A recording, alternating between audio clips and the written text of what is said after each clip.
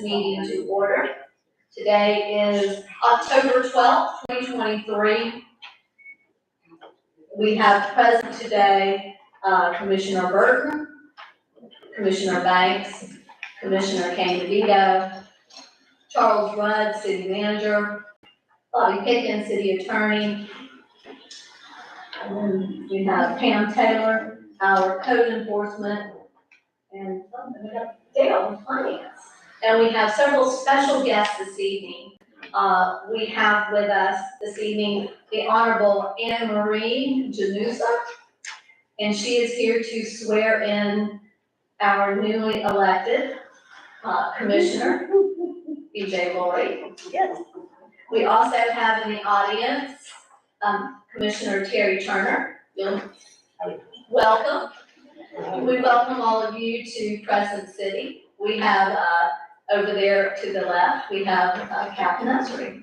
So it looks like everybody is present tonight. We are ready to begin. Anyway.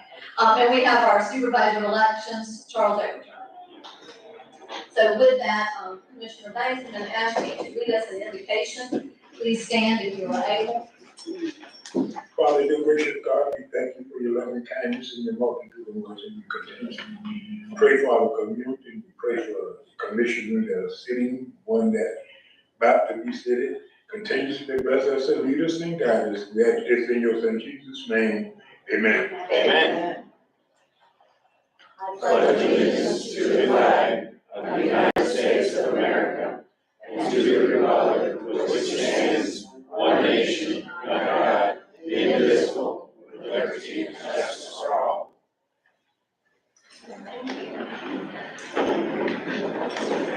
I want to thank everyone for coming out on this somewhat rainy, miserable afternoon. That speaks volumes for your participation in the city. And with that, I'm going to go ahead and Mr. Overturn, or I'm sorry, Supervisor Overturn, if you would come forward and start us off.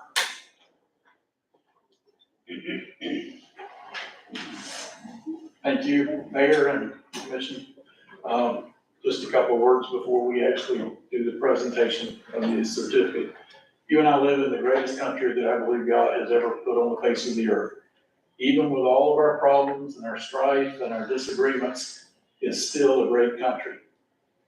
And one of the advantages and benefits that you and I as Americans have is the opportunity that we call rights and privileges. And one of those is when we have elections. And you and I are in a country where we are not, there's a gun not put to our head and told us how to vote. We're not handed a ballot that's already marked and told to put it in or your family's going to be killed or stuff. And that happens in many places around the world, but not here in America. And so I want you to please remember that part of it. That didn't come without a cost.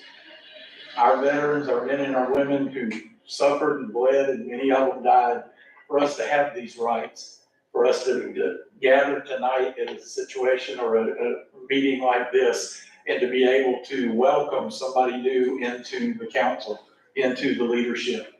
And that's the American way. That's what we all are here about.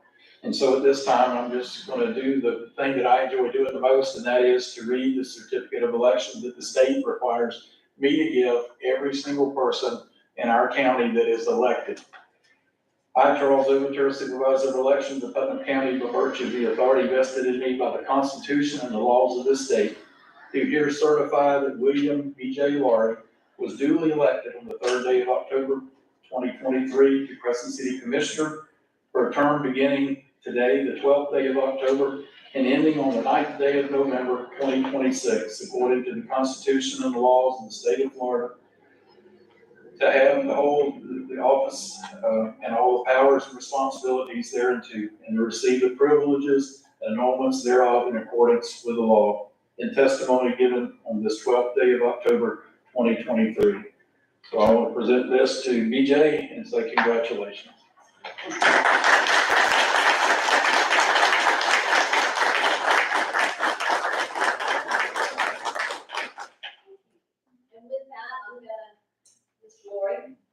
this time.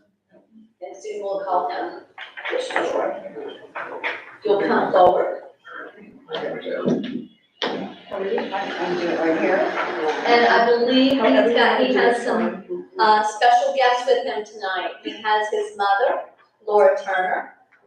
He has his dear friend, Rachel Kavanaugh.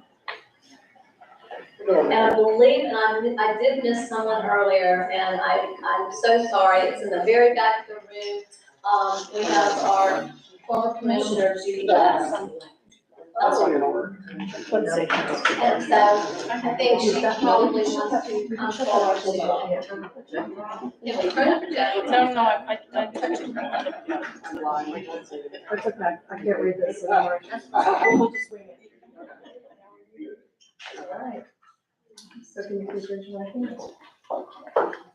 I, William B.J. Laurie, I, William B.J. Laurie, do affirm do affirm that I will support and protect that I will support and protect and defend the Constitution and government and defend the Constitution and the government of the United States of America of the United States of America and the state of Florida, and the state of Florida, and the charter and ordinances of the city of Crescent City, and the charter and ordinances of the city of Crescent City, that I am duly qualified to hold office that I am duly qualified to hold office under the Constitution of the state, under the Constitution of the state, and that I will well and faithfully perform the duties and that I will well and faithfully perform the duties of a city commissioner, of a city commissioner, of which I am now about to enter. of which I am now about to enter. So help me God. So help me God. Congratulations.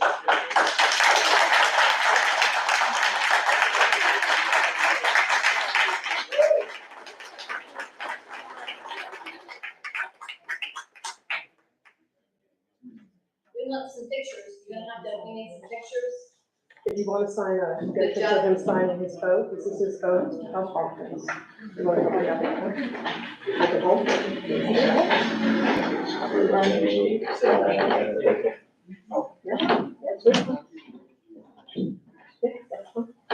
can make it whatever you want. Oh, you want Perfect. picture? Go ahead, here. Mine's not good. Pictures. Judge, you stay right here. Thank you. Really. Now, wait a second, here comes Commissioner Turner. Somebody pushed you up here? I figured I didn't get over here first. Now over here. Awesome, thank you. Thank you. Thank you for allowing me to do that. Thank you. Thank you. Your Honor, Appreciate it. I love Crescent City, so I'm happy to be here. Thank you. Your Honor, thank you so much for. Thank you. Would you like me to give this to you? You can have it. Thank you so much. You're welcome. Here Thank you. tonight. Thank you, everyone. For coming to Crescent City. Thank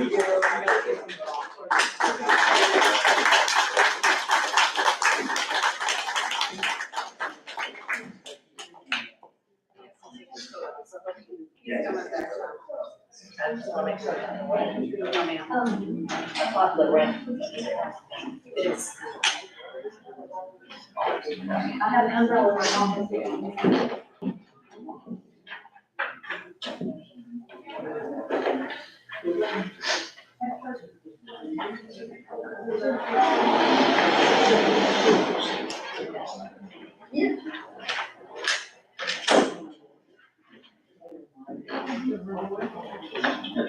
No, not yet.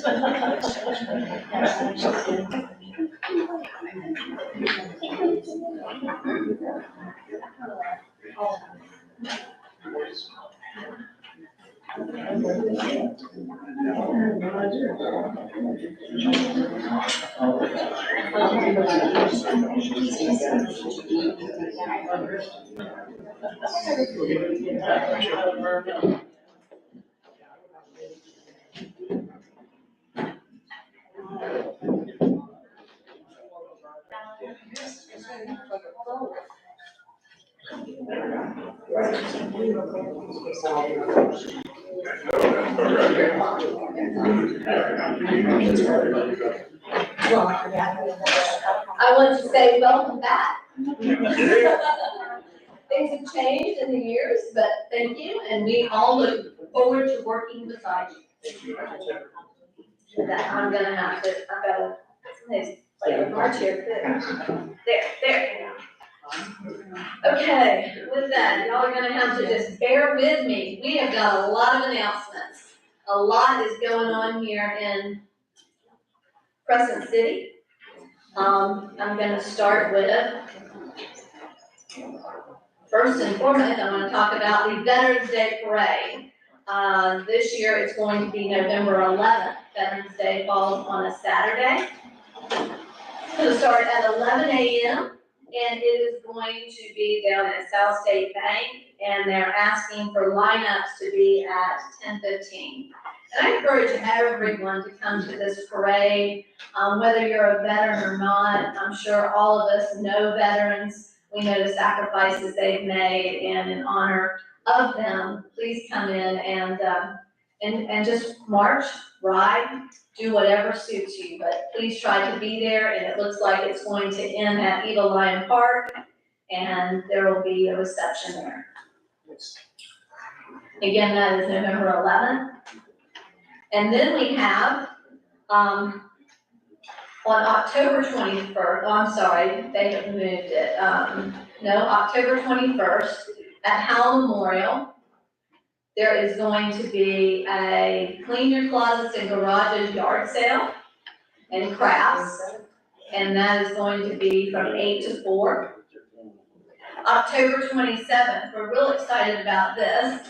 It is our first Yappy Hour and Pet Paw Parade. So many of us have little fur animals. This is going to be dogs only. We're not discriminating, but sometimes dogs and cats just don't blend well. So there's no more excitement than there should be that evening. Dress them up, and please come down to Central. It's going to be, registration will start at 5 o'clock. And the parade down to Three Bananas will be at 5:30. Mystic Bistro will be open, and they'll be serving spirits. And then also, Three Bananas is going to be open, and they're gonna be having, we know they'll have some hot dogs and possibly some salty dogs to drink. So come out, it's gonna be a lot of fun. We've got some vendors there, they'll be doing paw prints, they'll be doing photo ops with the pets. Dress them up in their best attire and come on out. And then the very next day, we're gonna have our fall festival. That will be over here at Central and Summit on our corner. And that is going to be from 9 to 2 o'clock. There will be live music, festive photo ops, food trucks, tons of vendors, and lots more. So please make sure you come out for that. October 31st is the Boot Crew. We started this a couple of years ago, where at 3 o'clock, everyone meets over at the middle school. Come out on your bicycle, come out on your golf cart, whatever suits you, dress up, and we just ride through town in costume. It's a lot of fun, just kind of kick things off and get it started. And then that evening, starting at 6 p.m., the Sheriff's Department office is going to host our trunk or treat, which will also be at the middle school. And then trick or treating will proceed down Prospect. I know it's down Lake. Everyone knows where you can find all the special treats around town. It keeps going. We got a lot going on. And then our Fruit Loop Peninsula Historical Society, they are going to have on October 19th, Mike Stallings is going to speak on the prehistoric St. Johns River. And that is going to be at 4 o'clock, and that's going to be at the Crescent City Women's Club. The Women's Club is hosting their bingo. That's gonna be Friday the 19th, which will be next Friday. And then their yard sale that was supposed to be tomorrow, that will be moved to the 27th and 28th. I'm sorry, it's the end of the month. And then we have our ARCS is doing a low-cost vaccine clinic. It'll be Saturday, October 21st. And that's gonna be out at the Crescent City Kennel. And they're also doing a Possum Mardi Gras fundraising event. And that'll be Saturday, October 28th. you can reach out to them. Tickets are $25 each, and it'll be at the River Park Civic Center. And then we have, and this is exciting, our IDIS Extension Office in celebration of the spooky month of October. On October 25th, here in Crescent City, they're going to have classes starting from 12 to 1, and then a plant clinic from 1 p.m. to 2 p.m. And it's gonna be bog gardening and carnivorous plants. Many different interesting plants grow in bogs. Some of the most unusual and interesting are the carnivorous plants. In this learning workshop, we'll learn how to select and grow the easiest carnivorous plants to grow at home and how to make a bog garden planter. So make sure you come out for that. And I believe the only other thing we have is before our next commission meeting would be our Day of the Dead. And that's gonna be November 4th. November 4th. I don't know if you were there for our first inaugural one last year, but it was a lot of fun. So please make sure you come out for that. Everyone is gearing up, our partnership and all the volunteers for that are gearing up and getting ready for that. We got a lot going on. Any other announcement that anybody else has that I might have left off? Okay, we got a lot to attend. With that, we're gonna go to the presentation of the proclamation for the monarch butterflies. And if you'll remember from our last meeting, Rotary Club came to us and said this was a civic event that they were going to do or that they were going to adopt, and they asked us if we would do a proclamation. So a proclamation has been prepared. I'm going to read the proclamation. Everyone, please be very patient with me as I read this. It's quite lengthy. Proclamation 2023-06, proclaiming the city of Crescent City, Florida as a monarch city. And whereas the monarch butterfly is an iconic North American species whose multi-generational migration and metamorphosis from caterpillar to butterfly has captured the imagination of millions of Americans, young and old. And whereas over past decades, there has been a significant decline of monarch butterfly populations in the United States, to the extent that the U.S. Fish and Wildlife Service has documented that extinction could occur if population decline is not reversed. And whereas the monarch is also extremely beneficial to agriculture and the environment, pollinating many cultivated flowers and crops, and serves as an indicator species for the ecological health of large geographic areas. And whereas South Putnam County and the city of Crescent City are within a migratory pathway of the monarch butterfly in the eastern United States and are proximate to permanent wintering grounds in Florida. And whereas other cities in this migratory pathway of the monarch butterfly in nearby counties of Volusia, Lake, and Alachua have taken the steps to become monarch cities. And whereas cities and counties have a critical role to play in saving the monarch butterfly, and the city of Crescent City has declared an interest in becoming Putnam County, Florida's first city to be designated as a monarch city by Monarch City USA, a nonprofit organization dedicated to helping the monarch butterfly recover city by city. And whereas we invite every resident and property owner of the city of Crescent City to make a difference for the monarch by planting native nectar plants and native milkweed to provide a habitat for the monarch and other pollinators in locations where people live, work, learn, play, and worship. And whereas the city of Crescent City will plant native nectar producing plants to support the monarch population and city-owned open space and native milkweed where appropriate. Now, therefore, be it resolved that the mayor and the city commission proclaim the city of Crescent City, Florida, with the support of the Rotary Club of Crescent City, will become a monarch city by making an application to Monarch City USA for that designation purchasing and placing the required signs in at least 2 prominent locations in the city of Crescent City, and taking such other actions as may be supportive of this effort. Be it further resolved, provided they are consistent with city code, all residents and property owners are encouraged to plant and protect native nectar sources and native milkweed so that monarch butterflies have the resources necessary to produce successive generations to reverse the decline of these spectacular butterflies. Be it further resolved, provided that they are consistent with city code, that the city staff is hereby directed to plant nectar-producing plants and native milkweed to support the monarch population in city-owned open space where appropriate, and to take such other actions to protect the monarch population as recommended from time to time by the U.S. Fish and Wildlife Service or state agencies. In witness whereof, I hereto have set my hand and caused the seal of the city of Crescent City to be affixed this 12th day of October 2023. Now, with this proclamation, commissioners, this was requested of us, but we did not vote on this.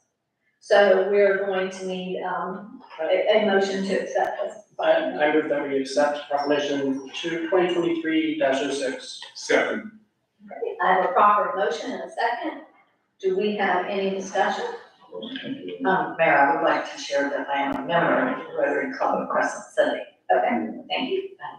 That's it.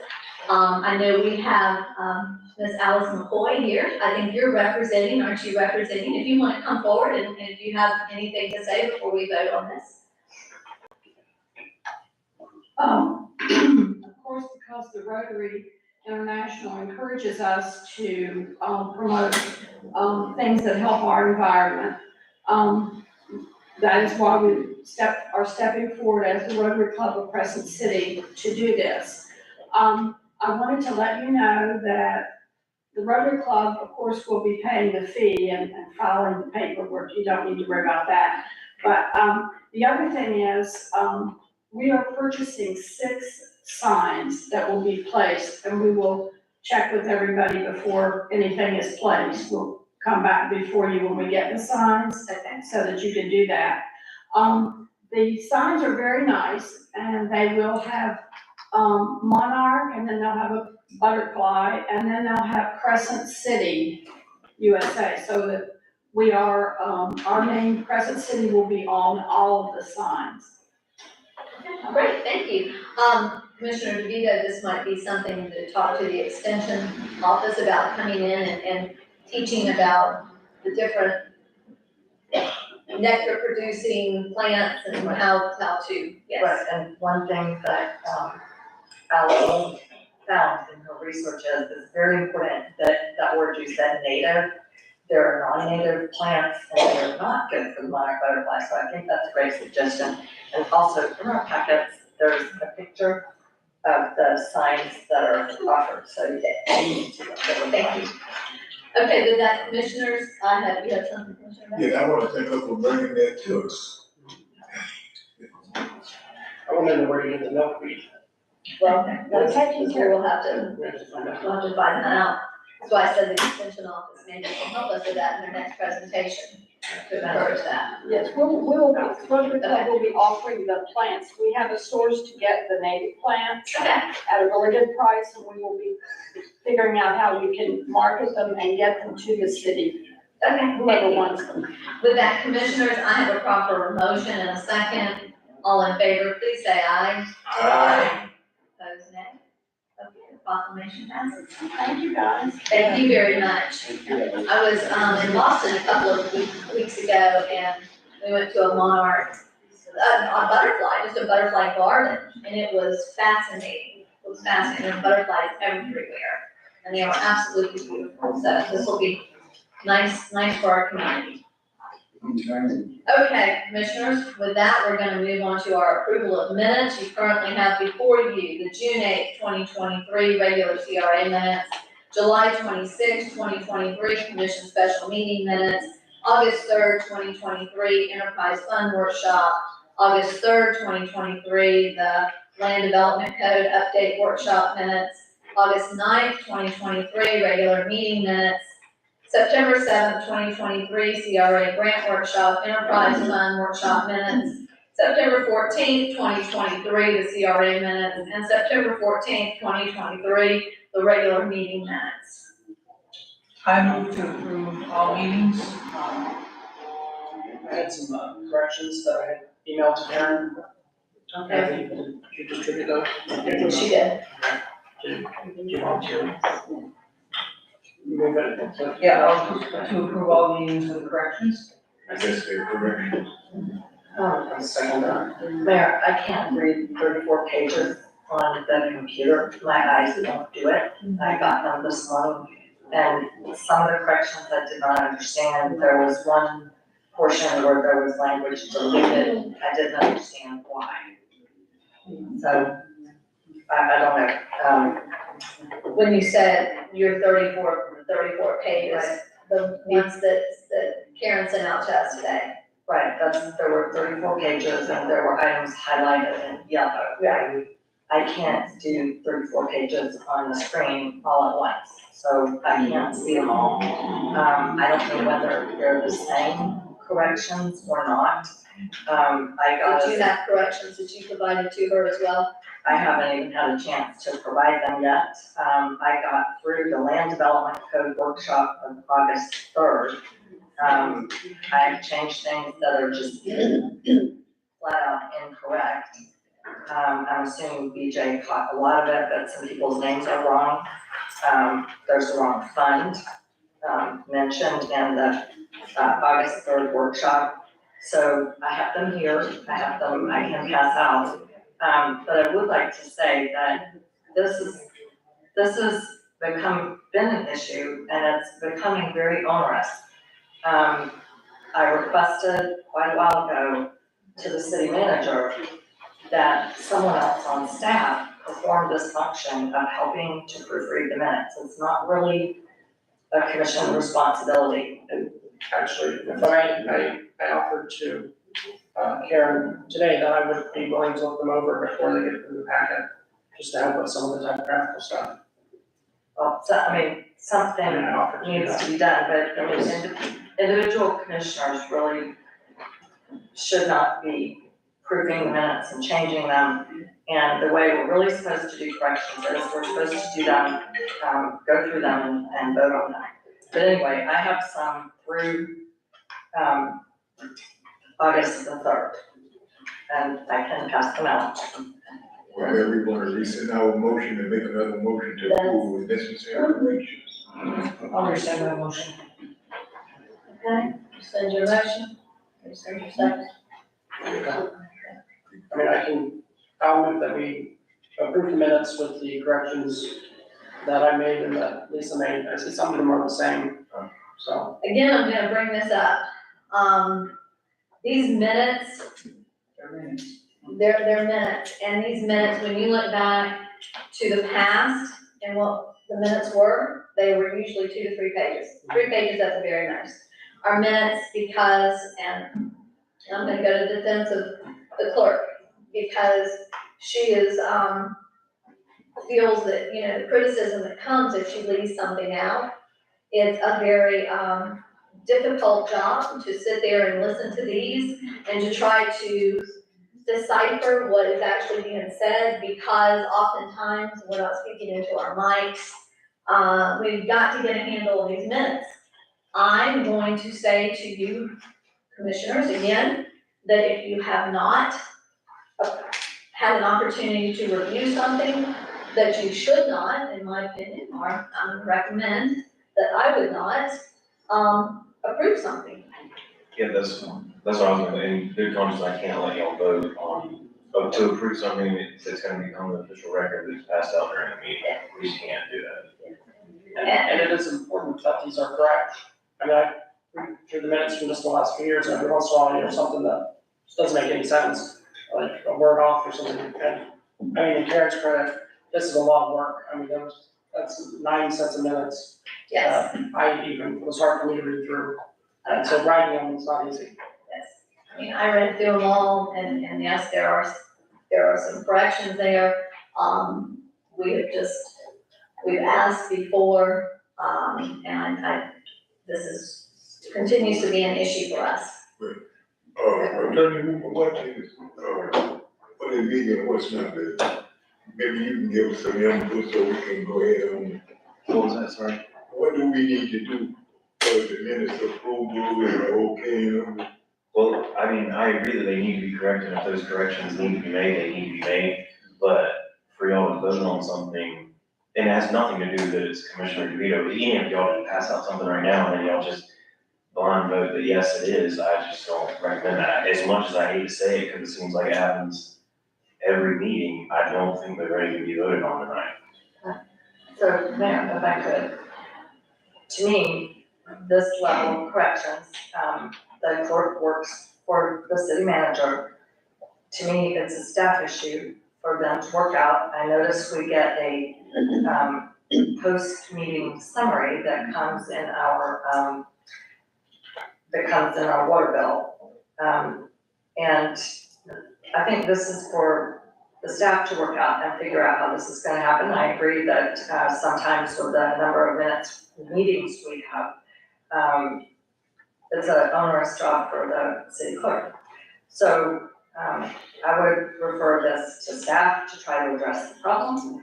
And I guess based on Attorney Pickens' recommendation, we would move to table, the approval of these minutes until the next available meeting. Yes, I'm gonna need a motion. That was my motion. I said, Okay, I said, we have a motion and a second. Do we have any further discussion? Yeah. So right now we have 1, 2, 3, 4, 5, 6, 7, 8 meetings. How many more workshops do we have between here and the next meeting that will also need minutes? Just tonight, right now, And between the next, here and the next meeting. we have, so we have 4. We'll be setting something tonight, so we may have. Okay, so we got 4 more, and then we're gonna have this meeting tonight. This is just an ongoing. Well, one thing that's happened is over and over again, you all have agreed that the bulk of the minutes will be the issue, the motion, the vote. And then we add conversation, the changes or conversation, and they get big and big and big again, for 15 pages. And then we have this discussion and we vote. Let's just do it, very stripped down minutes, what actually happened. I just don't see this going away, the problem is, because we just keep adding meetings and we just keep adding words and words and words to our minutes. They're minutes. The other option is we hire a stenographer. You know? Do verbatim. You get in trouble though, and that's something too, that as we put in here, as we make the statements that people are making throughout these minutes, that can be very dangerous too. It can be dangerous to us, it can come back and haunt us. Somebody can use it against you, you know, believe me, so we have to be very careful with that, so. Yes, sir, And mine weren't adding, I wasn't adding anything, I was just correcting, making corrections. making corrections, scrivener errors. So I'm not adding anything. So we'll review them again, bring them back, and, I'll see if maybe they can be pared down. Okay, cool. Commissioner Banks, that's something. I have one suggestion. Commissioner Burton raised a good point. We don't want them to pile up. Commissioner Lori and I have both identified needed corrections. His have been passed out, mine can be passed out. Maybe between now and the regular meeting in November, we can designate one of our workshops if we have one as a special meeting. And, Just vote on that. and catch for the purpose of catching up the minutes. And I would like to point out that the summer had quite a few meetings, very unusual, because we had separate workshops for the different funds in our budget, so each one of them was separate. And as well, we've had the land development code. So that has generated more meetings than usual. And I'm gonna ask that if you have changes to these, that you please get those to her. And, clerk, I'm gonna ask you that with these changes, since we've gone through and read and have reviewed all of these, that if there's some way that you could put those suggested changes in there, either highlight them, some way so that we don't have to read through them all again, plus the new ones that are coming forward. What about Okay, with that, we currently have a proper motion and a second. All in favor, please say aye. Opposed, nay. Okay.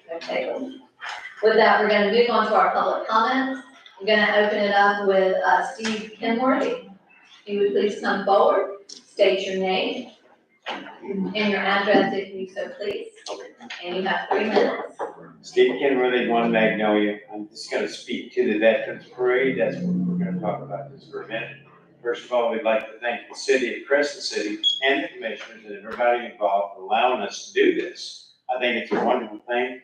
National recognition is wonderful, and, you know, there's a whole lot of us out there that did what we did, and nobody got upset about it. We did it because we love the country. So we're trying to do some special things. We've got some more people we're trying to get involved. So my comment will be on the media flyer that's out there, or my phone number rather. So anybody has questions, they can call me. And we are planning to have a very special event, hopefully to happen, and I'm still working on that one. And that will be a top secret event, but it'll happen during the break. Okay. Other than that, I don't have anything else. Thank you. And Mr. Coleman, Lawrence Coleman is always in the past. This is something he was very passionate about. And unfortunately, we lost him just before last year's Veterans Parade. So, That's correct, and we pulled it off. It was rather difficult, no notice kind of thing we were trying to organize, but then he left. Sadly, not left us, so it made it happen, but this year, we're gonna be a lot more organized, and I do have a co-chairman, so it all helps. Thank you. thank you very much. Thank you for your service. Okay, it looks like, I have Mr. Danny Miller, he's checked public comment and then agenda topic. So do you want to speak during public comment, or do you want to wait until there's an agenda? Because you'll have an opportunity on the agenda too. But if you have something in general you'd like to speak to. During public comments, if I may, I just wanted to briefly address the school because there's no certainty that there'll be time for it. So Then you can come forward if you would like. Thank you. Good evening, my name is Danny Miller, though I'm not a resident of the city, I am a Crescent City native and a taxpayer. As I mentioned, I rise tonight to comment on our historic school. I realize that it's not on, that it is on tonight's agenda as one of the last items. But as I mentioned, I'd like to offer my comments because perhaps we won't be able to get to it. I have been very concerned over the past almost 3 years that the attention this critical matter appears to be receiving from the city is not reflective of what I feel is the seriousness and commitment and sense of urgency that it demands. I am hopeful, however, that the master plan will be a turning point in our city's strategic vision.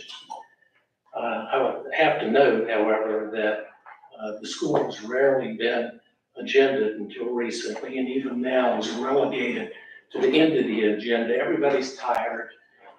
Much of the public perhaps has drifted out, and the matter is almost certainly to be given short shrift. And if there's time for it at all, so I'd like to encourage you to move this up on the agenda so it gets the prominence it deserves. The master plan seems to be taking on increasing importance in future plans for the school, and I'd like to offer a few questions for your consideration. Will the master plan include as a central element the repurposing of our historic school? If it does not, I feel that it should, and I respectfully suggest that this commission direct that be the case. Also, we were told in a recent city memo that a report on the consultant's finding and public input will be produced by early October. It's now early October, and transparency is important. So I would ask, is this report now available? I'd also ask, will the public have an opportunity to review the draft master plan prior to the planned public meeting on November 1st? Give folks a chance to digest it, and so they can come in and comment effectively. And to that end, will the public meeting format allow an opportunity for the free-ranging discussion that it deserves? 3 minutes will be in the public comment will be insufficient. So in conclusion, as you take this matter up tonight, I encourage every commissioner to consider this question. This preservation will repurposing the historic Crescent City School, receiving the attention and commitment demanded by the public, which is also directed in the city's strategic plan and was further affirmed by the commission in their unanimous resolution this spring. We look to you, the city, for strong and decisive leadership on this issue. Thank you for your time and attention. Okay, that's all I have. I have one more speaker card, but that's on an agenda item. Was there anybody that was unable to fill out their speaker card on something that's not on the agenda? Yes, sir, if you would like to come forward, it's not on the agenda, It's on the agenda, but you'll give an opportunity then. we probably won't get a chance to hear, because we're not sure how long this meeting is gonna last. Okay, please come forward.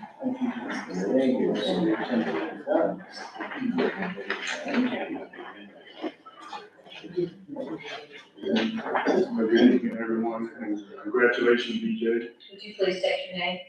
Chris Coleman. What I wanted to speak on is, I see that the code enforcement board is back on the chopping block again.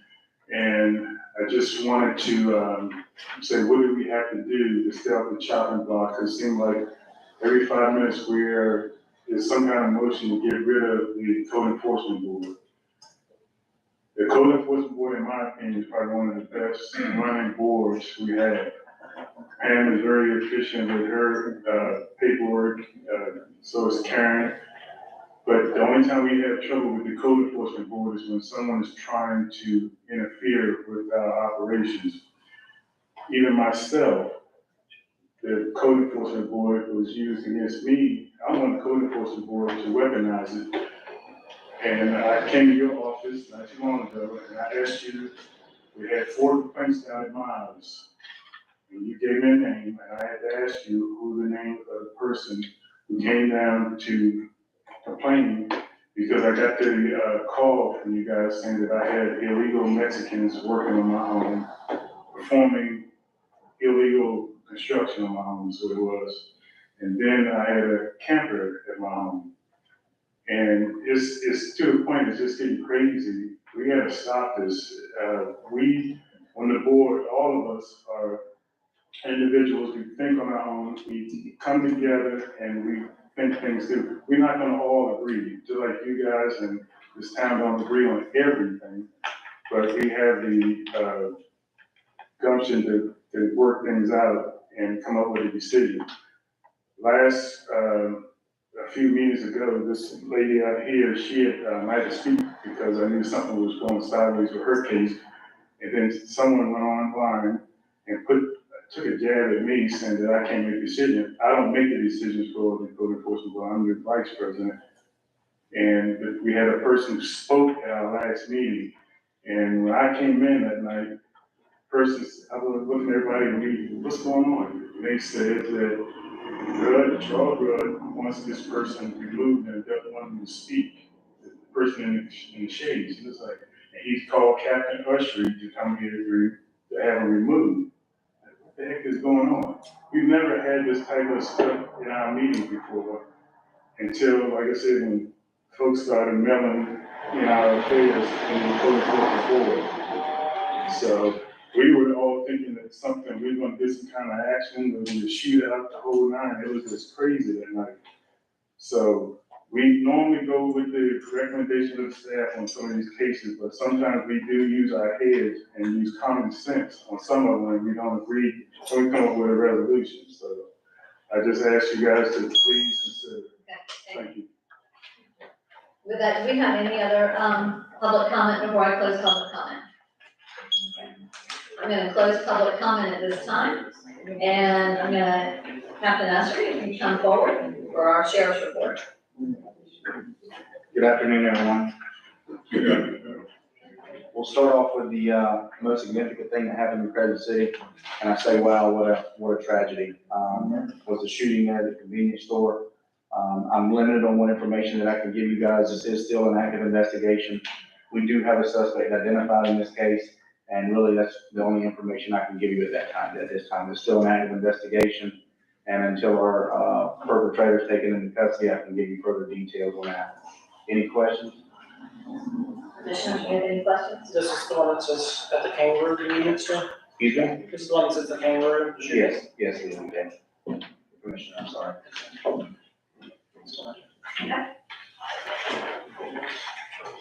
And as a result of that, I put, there's 3 of our deputies in for a life-saving award, so I'll let you guys know what day that is. I'm planning to do 2 events. I'm gonna do one with the, Board of Mountain County Commissioners in town, and then trying to do a second,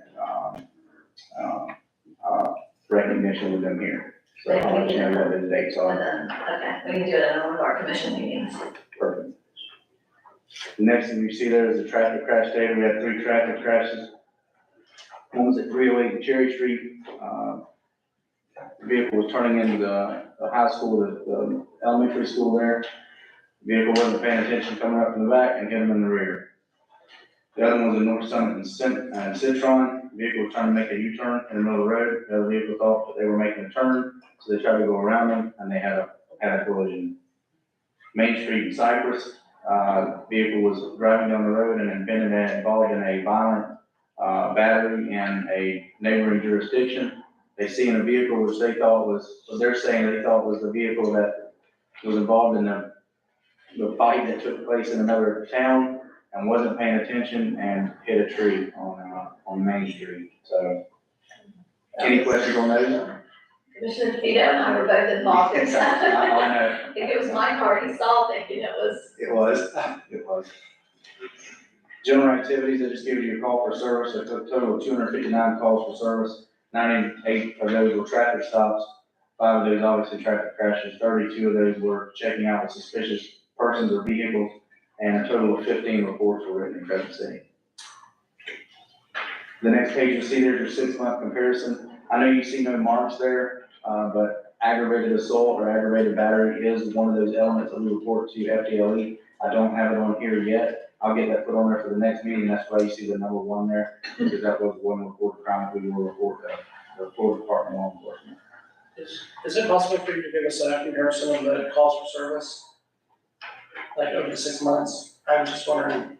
Yeah, so, if I knew you for this month, I like to see, some months are much more active than others. And then as we're moving forward, talking about the ambulance and all those things, like the sheriff's department working together, it'd be nice to know how many calls you're getting out for stuff. Perfect, yeah, if you could just, anything that you guys are requesting, if you can just get with Charles on that, and he'll get with me and we'll make it happen. Okay, Commissioners, that, are you? You go ahead. I'm sorry. You done? You Are you first. done? No, You're the boss. no, you go ahead. No, that's all I have for that, so any questions on that? Okay. Commissioners, do you have any questions of Captain? I have a question that's not on the report though. Okay. May I? Yeah. Okay, so Captain, I was reading, I think it was in the June minutes, I think one of the items was a crash, at the blinking light, and you mentioned that you were going to get with the Florida Department of Transportation and inquire about getting a stoplight there. Yes, Is ma'am. there any update on that? Not yet, no, ma'am. I mean, have you? I haven't done anything with that yet, no, ma'am. It's on my agenda. Right, no, I understand, and once you do contact them, I don't know if they respond quickly, I don't. Yes, ma'am, they respond. Okay, although I did hear a presentation to the League of Cities that they have a new community-oriented philosophy that they're going to be implementing, and that was very encouraging to hear. So, because we have some requests for that. Then my other question to you is, given that the school is out there, one of the traffic crashes was on 308, somebody was rear-ended. Any further thoughts on lowering that 308 speed limit in the city limits? That was actually during the school, that was actually during the school zone, so that was 25 miles per hour for the flashing light. I try to spend as much time out there as I can, and luckily, that was a very low speed truck crash, but, I'm just saying, I don't have any control on changing speed limits, so, yes, I know y'all have no control over it. Okay, that's my question, thank you. okay, The captain, I think they do a good job out there. yes, In that school zone area, We try. I'll be out there every morning, like, get my coffee and I go down there, almost every day. And you have 2 or 3 officers on the road with flashing lights. Some of the parents get a little upset because I like to sit right there where they come out at and see the seatbelts. So it's, But to me now, personally, I really think it is flow real good. Anytime you got 3 officers sitting out there, plus the, one out the guy out in the road. But to me, they do a magnificent job, they really does. thank you. Commissioner Banks makes his sweep around town. I see them all the time. Every morning, rain, shine, hurricane, you will pass him, he is out checking out everything, making sure that the city is, Hey, move. Last time I was in. Safe and secure, so Last Commissioner time Banks. was Wendy's, a breakfast in Wendy's. Yeah, he usually will have his coffee, but he's been so nice, Miss Banks, travels with him, so. And Mayor, I want to address one more thing for whoever's watching, whoever's listening today. I know we had the evangelism at the park. Me and you were, Yes, on the sir. phone, pretty good conversation, and we are working on some remedies to that. As far as, you know, I know you have 2 different applications, one's for amplified sound, and then this specific application, said that there was going to be live music there, and I would only assume, that would be implied that there was gonna be amplified sound there. That may have been where she was thinking that it was okay to have that music there, so that's something that me and Charles and we're gonna be working on to make some clarification there, that way we can enforce that. Thank you very much. I know Commissioner DeVito that was Challenging. it was challenging that day. It was challenging, and, they've had a nice time though, they had a really nice turnout, we're glad that people are using the park. It was just to be respectful of those people that Gotta have rules. live around the park, right? Gotta have those. Well, actually, I would like to say, I and another neighbor called. No one ever got back directly in touch with us. And I would like to talk to someone about it because, I was directly affected. I heard what they were saying and what they were doing went way beyond music. Okay. So, but I've not had an opportunity, to talk to the officer, and neither has the other resident whose home was affected.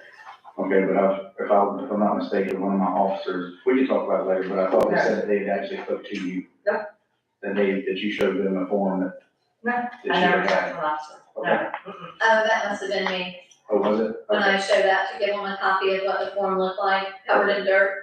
Oh, I'm so glad they thought it was you, Commissioner DeVito. I've been out working in the yard all day and said, whatever you do, please don't remember this. So I'll just keep telling them it was Commissioner DeVito. And that's when I asked her if she would just mind turning it down, because I could hear it way down the road. And she shared with me how lucky I was that I could hear it way down the road. Yeah, when these. So it was a challenging afternoon. But that's okay, thank you. Glad y'all are gonna work on that. We have anything else? Okay. Thank you very much, we appreciate everything you're doing. And thank you. With that, we're gonna go to our public notice, which is our resolution 2023-11, our waste pro rate increase. Resolution 2023-11, a resolution of the city of Crescent City establishing the minimum monthly rate charged to residential curbside waste collection in the city limits, providing for conflicts and providing for an effective date. Mayor, this is an item, something brought up to you a month or so ago. Waste Pro was exercising their cost of living increase for a contract, so they're increasing the rate to us. Now, this resolution is for us to pass that. I think it's about $1.26 a month along to our customers. So the new rate would be, with our administrative fee of $2, which we're not proposing an increase, it would be $24.46 per toter or per household. We recommend approval of this resolution. Okay, commissioners, can I get a motion on this so we can open up discussion? I move we approve resolution 2023-11. I second. I have a motion and a second, commissioners, do we have any discussion on this? Yes, kind of. So, I think this is the resolution we have before us is a replacement resolution. still not clear to me that it sets out exactly what's happened and the whereas clauses, which I think it should. I looked at the contract. The contract says that Waste Pro is supposed to give us a detailed justification for the increase by July 31st. So the city manager put that in our packets, I think, in August. And at some point, the city manager had said, that they had the wrong amount. There's a very specific formula. Waste Pro had the wrong amount. They sent us a letter telling us that, they were increasing their charge to us to $23 and something. And I think what I understood from the city manager was that Mr. Laurie, before he was a commissioner, I checked whether the correct CPI was used and the number, and it turned out that $23 was a little too much. It was supposed to be 22. They're using the counties, I believe, the county. Yes. Right, so our formula is different. So basically, when you look at the contract, it says, that if they don't provide the proper justification by July 31st, that they have to waive their fee increase for the year. Missed their window. Right, so I would just request that we adhere very closely to these contracts. We're supposed to protect the citizens of Crescent City. It's probably a little too late to question them as to whether they really validly met their requirements in the contract. The contract is very specific. It's very detailed, and it says they have to petition us and they have to do it correctly. So frankly, I don't think they did. And I very much appreciate Commissioner Laurie, figuring out that it was the wrong number. And as well, I was looking at the contract, and this issue has come up before. There are a number of provisions, where we can claim liquidated damages. And it's if they have a certain number of complaints per month. I don't think Crescent City has ever tracked complaints.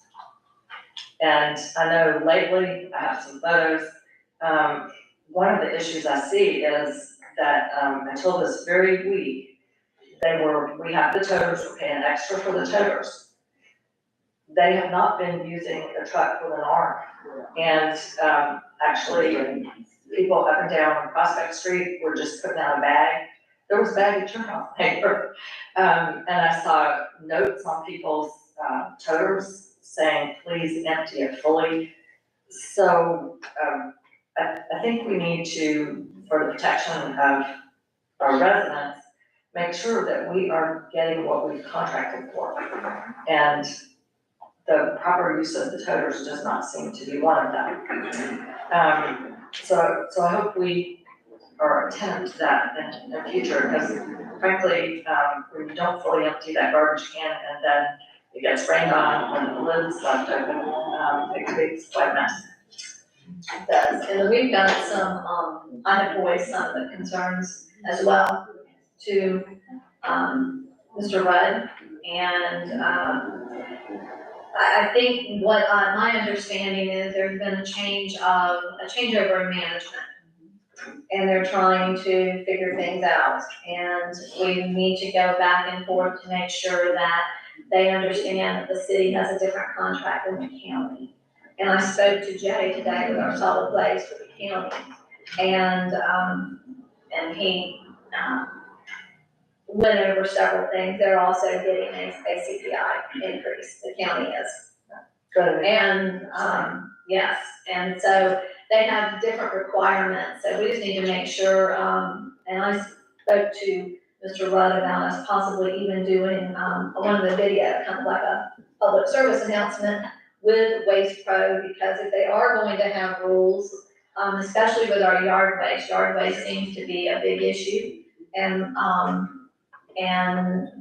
we need to be very specific and make sure that our residents understand what's acceptable and what's not acceptable based on the contract, and how they put it out there and what they're able to pick up.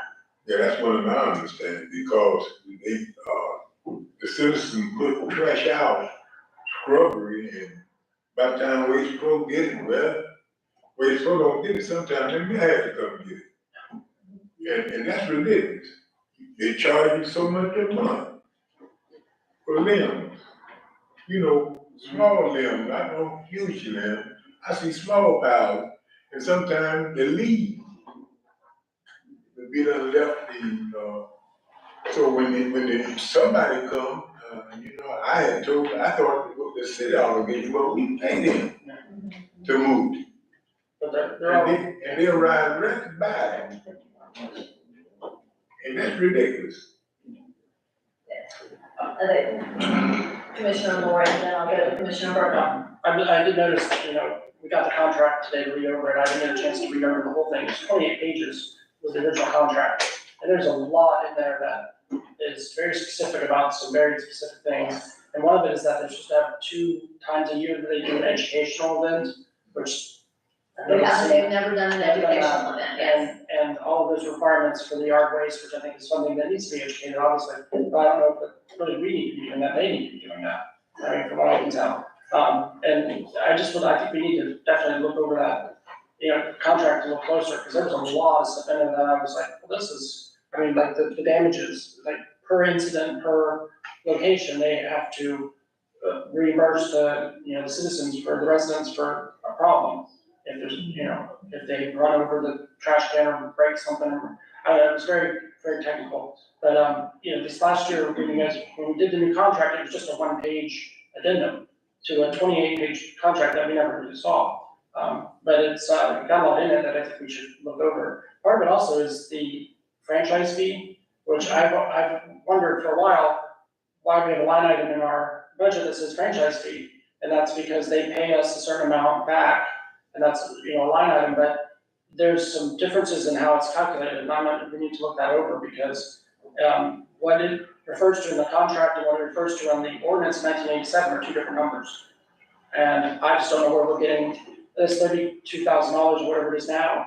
And also, it says in there that they should give us a report every year auditing their business to tell us how much they're charging commercial customers. And I don't know when we've ever gotten one of those, but it's kind of a check and balance, because they give us a 10% cut of whatever they charge. So we don't know what they're charging, they're just giving us money. And we probably need to check on that, we have no idea. We could workshop the contract with Heather, Heather's here tonight. There's Heather. Um, Heather, you wanna come forward? Thank you. She's our new, representative, and we could, maybe workshop with them to go through the contract. So it's signed in March. Welcome, Heather. Thank you very much. I'm Heather at Badger Fulment. I did just recently take over as the division manager here in Putnam. I currently live myself in Flagler, so I've been doing this for about 16 years with Waste Pro. So there's a lot that goes into garbage. It is one of the biggest contracts that cities have that is overlooked very often. So I do agree with a lot of things that are being said. Audits are something that should happen yearly. We use third parties that come in and do auditing, and that's amazing to hear that that's never been done. So we can definitely work on that, getting that set up. As you will get the backup that you're looking for what we charge the commercial accounts, and you get the percentage from that. Same with the biggest thing, we do track complaints as well, just so everybody knows that. We do track them, we have a system. I can actually train and teach others how to use the system within the city, so that you can have your own, person to look into it, also put the complaints in there. We also do have liquidated damages, which is something that, it's there to help, but it's not something that we try not to have those. The goal is definitely education. The contracts are very in-depth, and it does specify every little detail, and most residents are very much unaware. I know right when I took over, Mr. Rudd had sent me an email about some complaints that were coming in about garbage being left behind in the garbage cans. And I actually came out and went with the truck and did an audit, and showed some pictures back and explained that a lot of residents are not using garbage bags. They're just throwing loose debris inside of the toters. And if you do that, it's gonna leave residue behind. It's going to leave a mess in your toter. And they don't reach inside of a toter to clean it out. So the only way to prevent that from being left behind is they do have to bag their garbage. Again, in our education. Wait a minute. No, the residents, there are many, many weeks, this has been going on for quite some time, and I did not realize it. There's not always a truck with an arm. They don't have arms, so I do apologize for. Whatever it is, there have been many, many weeks, I'm not talking about the garbage cans where the residents don't use bags, because I've seen those along the streets, I'm not talking about those. I'm talking about garbage cans that have bags in them, or items that can't really be bagged, that are solid, that you would not ever put in a bag, but if the can is upended, then it would go into the truck. I've seen, many other residents have seen that, for whatever reason, I mean, there's no arm or there's no apparatus, whatever it is, many, many weeks when the staff have to reach in and individually pull out every single bag that's in there. And if it's a small bag, I wrote to the city manager about this, they can't reach it. And that has been happening for quite some time. That's why people went to just, I think, leaving a bag on their sidewalk. And if that is happening, I mean, my concern is that we are paying extra for toters. So if the toters aren't really being used in the way that they were presented to us, it's very inconvenient. And I'm not talking about people who don't use any kind of bag at all. That's a whole separate issue. Yes, ma'am. I completely understand.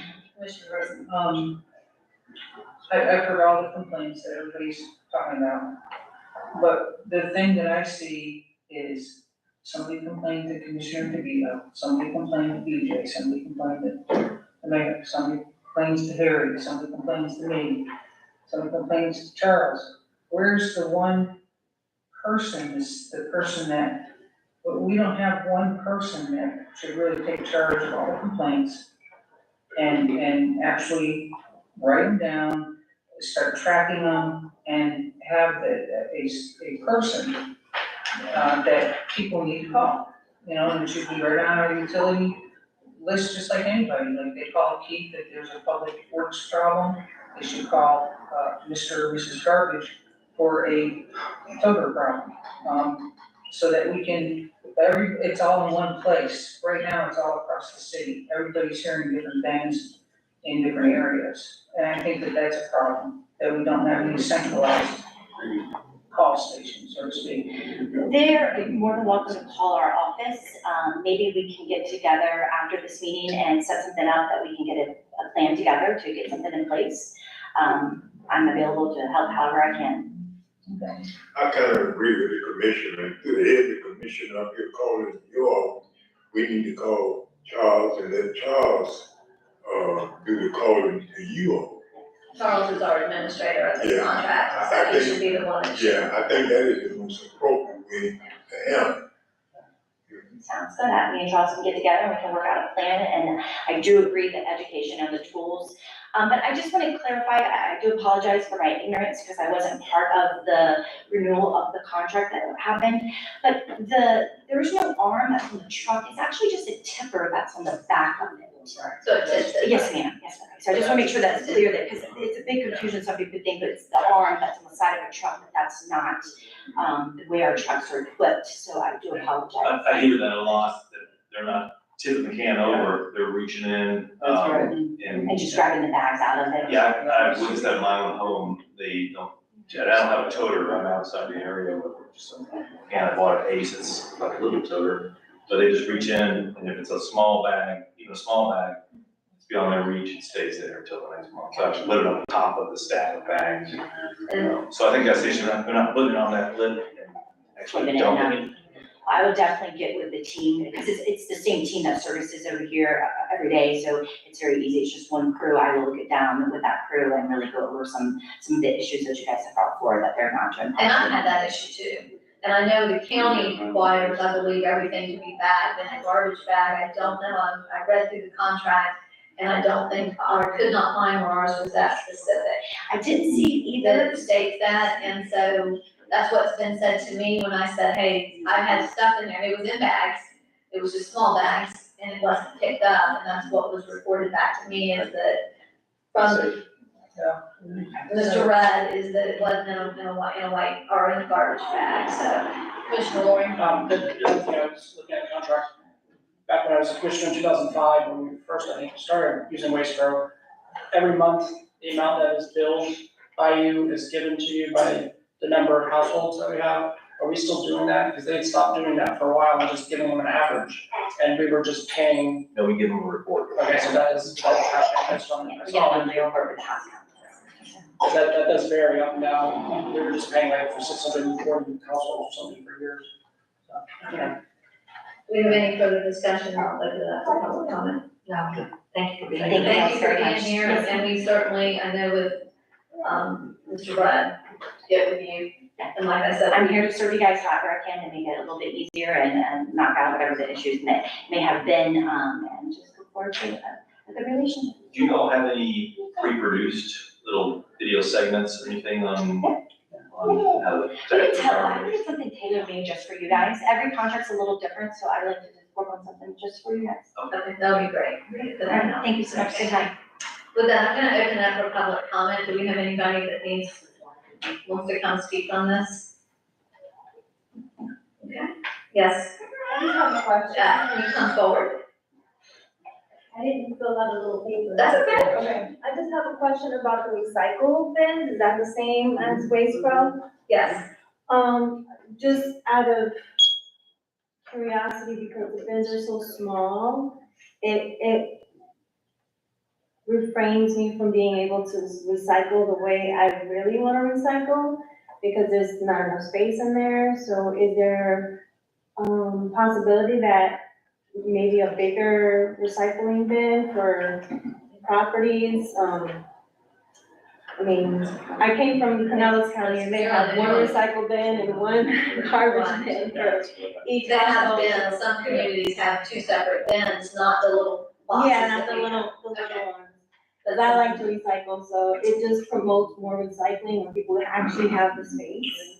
First, could we have your name? Yes, ma'am, I'm sorry, I'm Zinnia. So yeah, that was my only question about the recycle bins. That's something that possibly you can get with. Again, that's a county contract. Yeah, I mean, you're gonna have that, I know, but you have, so, Mike, because you're a multifamily residential where you are, I don't know if there's anything they can do, so if you wanna talk to Charles. Okay. About that, and he can maybe talk to Heather and see if they can come up with a solution to help you with that. Okay, thank you. We have anything, anybody else? Okay, with that, I'm gonna close public comment. Okay, commissioners, you currently have a resolution in front of you. We have a proper motion and a second. Do we have any further discussion before we take this to the vote? I just want to sum up the reason for bringing up details of the contract. My first concern is that we make sure for our residents that we are getting all the service that we need. I don't necessarily see that as putting it back on the residents that, oh, you need to be educated. I think first and foremost, we need to make sure the residents have that proper avenue to register a complaint if they have one, and then make sure we're getting the service that we're paying for. So I just want to make that very clear. That's all I have. I wanna make sure, because I did read that in the contract as well, that it has to be submitted to us before the July 31st, and confirm that it was. I have to look back. Oh, it was. Yeah. I looked at the I list. just wanna make sure that we have that stated, that it was, that it fell within that July 1st to July 31st. I mean, ideally, there would be a resolution, so that we would have that record. But, I looked at the letter, it was July 28th. Just wanna make sure we have that noted. So, okay, with that, Commissioners, Karen, I'm gonna ask you to do a roll call if you would, please. Commissioner Burton? Aye. Commissioner Banks? Aye. Commissioner Lord? Aye. Commissioner DeVito? Aye. Mayor Myers? Aye. We have someone else voting. The resolution passes. Okay, with that, we're going to go to the consent agenda. I was gonna ask about that. Yes. But, I mean, I understand how consent agenda works. I don't know if we, I'm not aware of us having a policy here using one. Are we discussing that? I mean, I know the school board, they have a consent agenda and they go around and each person can pick something if they want to take it off If they want and to. discuss it. Is that what we're gonna be doing here? We have a, We had a procedural meeting and consent agenda was on there as an option, and just a couple times I used it, everything got pulled off the consent agenda to talk about, so I didn't try it again, so this month we had such a large number of items, I'd give it another shot. so, I can go through, commissioners, is there anything that you feel that needs to be taken off the consent agenda? Yes. I'll start down with Commissioner Burton. The consideration of a request for sponsorship for Crescent City's Rotary Swine and Wine fundraiser. Okay. The swine and wine was last week. So why is all of a sudden this being brought up this week to hand them? So, right now, we'll pull that and we'll have that for discussion. Okay, so you want that pulled from the consent agenda? Is there anything else? Well, I mean, frankly, I think it would go faster if we just went through these very quickly. I really do. Because some of them I don't think will have any comment, and Commissioner DeVito, if you want to tell us please what you want to have pulled from the consent agenda. that's what I'm saying. Well, if that's what, then you just, Is that everything? you want everything pulled? I think it would be faster if we just pulled everything, because I think by the time we discuss all that, it would be easier just to go through the items. I know you tried. Well, you know, I think that we discussed most of this already. So I think some of this really can be put together under one vote.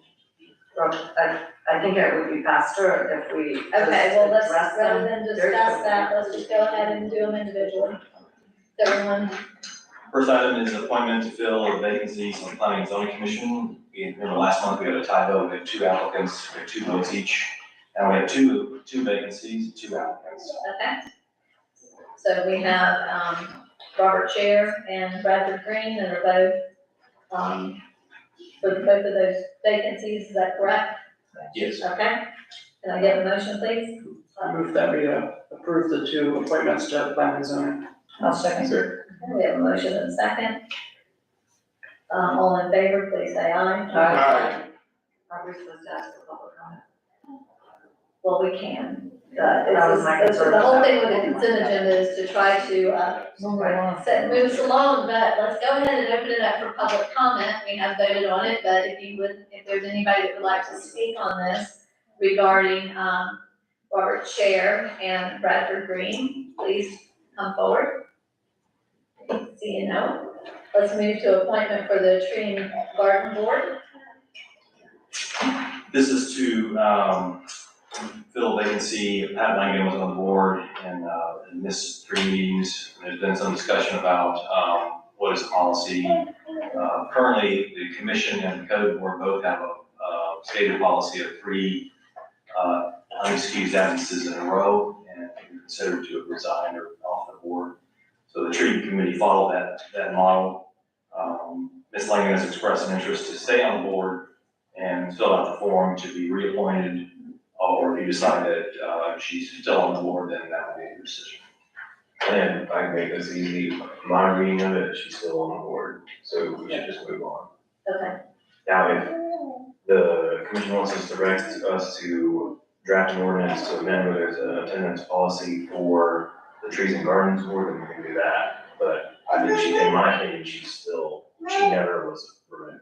Okay, Policy would be helpful, because they actually had 2 members who just stopped coming for months, and so they wanted we had a vacancy so they could fill it.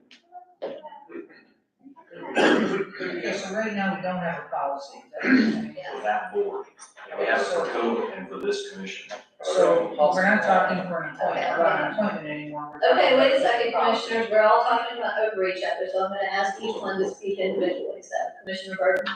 Well, I just wanna make sure what we're doing here. This was for an appointment for the Tree and Garden Board. Now we're talking that we probably should put a policy in place for the Tree and Garden Board. So yes, I would request that direction to come back to you with a draft policy that would cover all of our boards. Well, actually, I think we just didn't, planning and zoning has a provision, do they not? We didn't find one for planning and zoning, just found code enforcement. Anyway, so review it and come back to us is what you're saying. Yes. So this one, we're going to, take off the agenda, because you feel. I think she's. I want a motion, please, to take this off the agenda. I would, Okay, you motion, and I have a motion and a second to remove this from the agenda, and she currently has her seat on the, tree and garden board. Okay, all in favor, please say aye. Aye. So, Next item is the request for approval of sale of alcohol at the Indios Marcos event. It's the second annual Day of the Dead Festival in the park. Fantastic event last year, and we look forward to doing it this year. okay, Commissioner, can I get a motion, please? I move that we approve. Okay. We have a motion and a second, any discussion? Yes, I just want to say that last year, this event was amazing.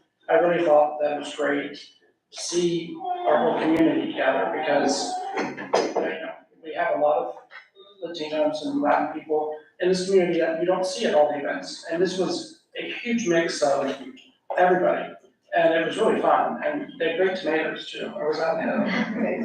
Yeah, it was great. But it was, and I want to say too, that the mayor worked her butt off there too. I started lifting plenty of garbage bags out of there and then cleaning up after dark, so, I did garbage duty a lot. yeah.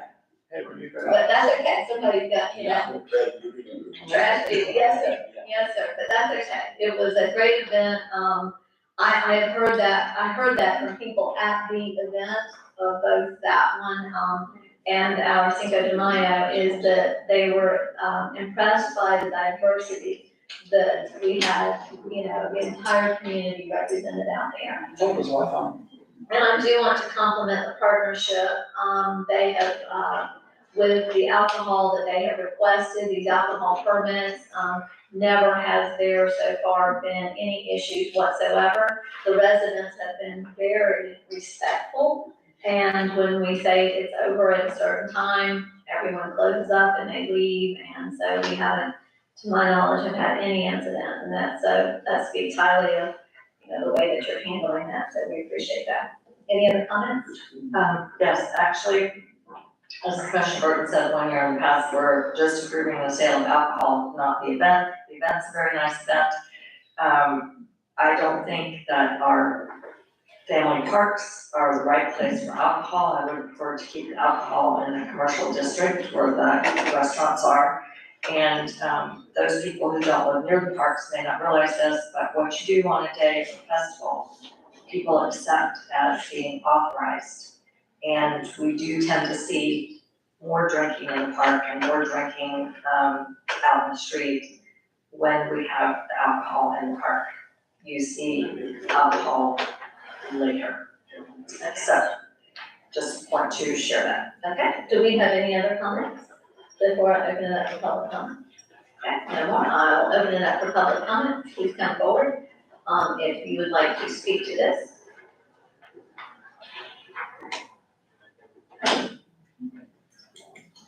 And if you would, please state your name. Diane Sykes, excuse me, Crescent City. I agree with Commissioner DeVito that family events in the park it's not a place for alcohol. We have, plenty of opportunities to drink. I just don't think a park where there's public events for children going on, that it's the appropriate place for alcohol. Thank you very much. Anybody else? Okay, with that, I'm gonna bring it back to commission. We have a proper motion, and a second. I'm gonna ask you to do a roll call, if you would, please, on this. Commissioner DeVito, Nay. Commissioner Loring, Aye. Commissioner Banks, Aye. Commissioner Burton, Aye. Mayor Myers. Aye. Okay. So moved. Thank you, Mayor. The next item is request to close Central Avenue, 2 blocks of Central Avenue from Park to Lake for the Halloween Death Parade. This closure will actually be very brief.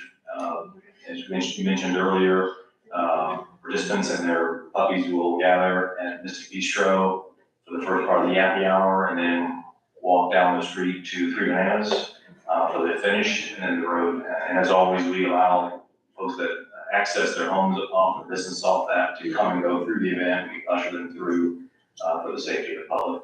Staff recommends approval of this request. Can I get a motion, please? So moved. Second. Okay, we have a motion and a second. Commissioners, do we have any discussion on this? When is this supposed to take effect?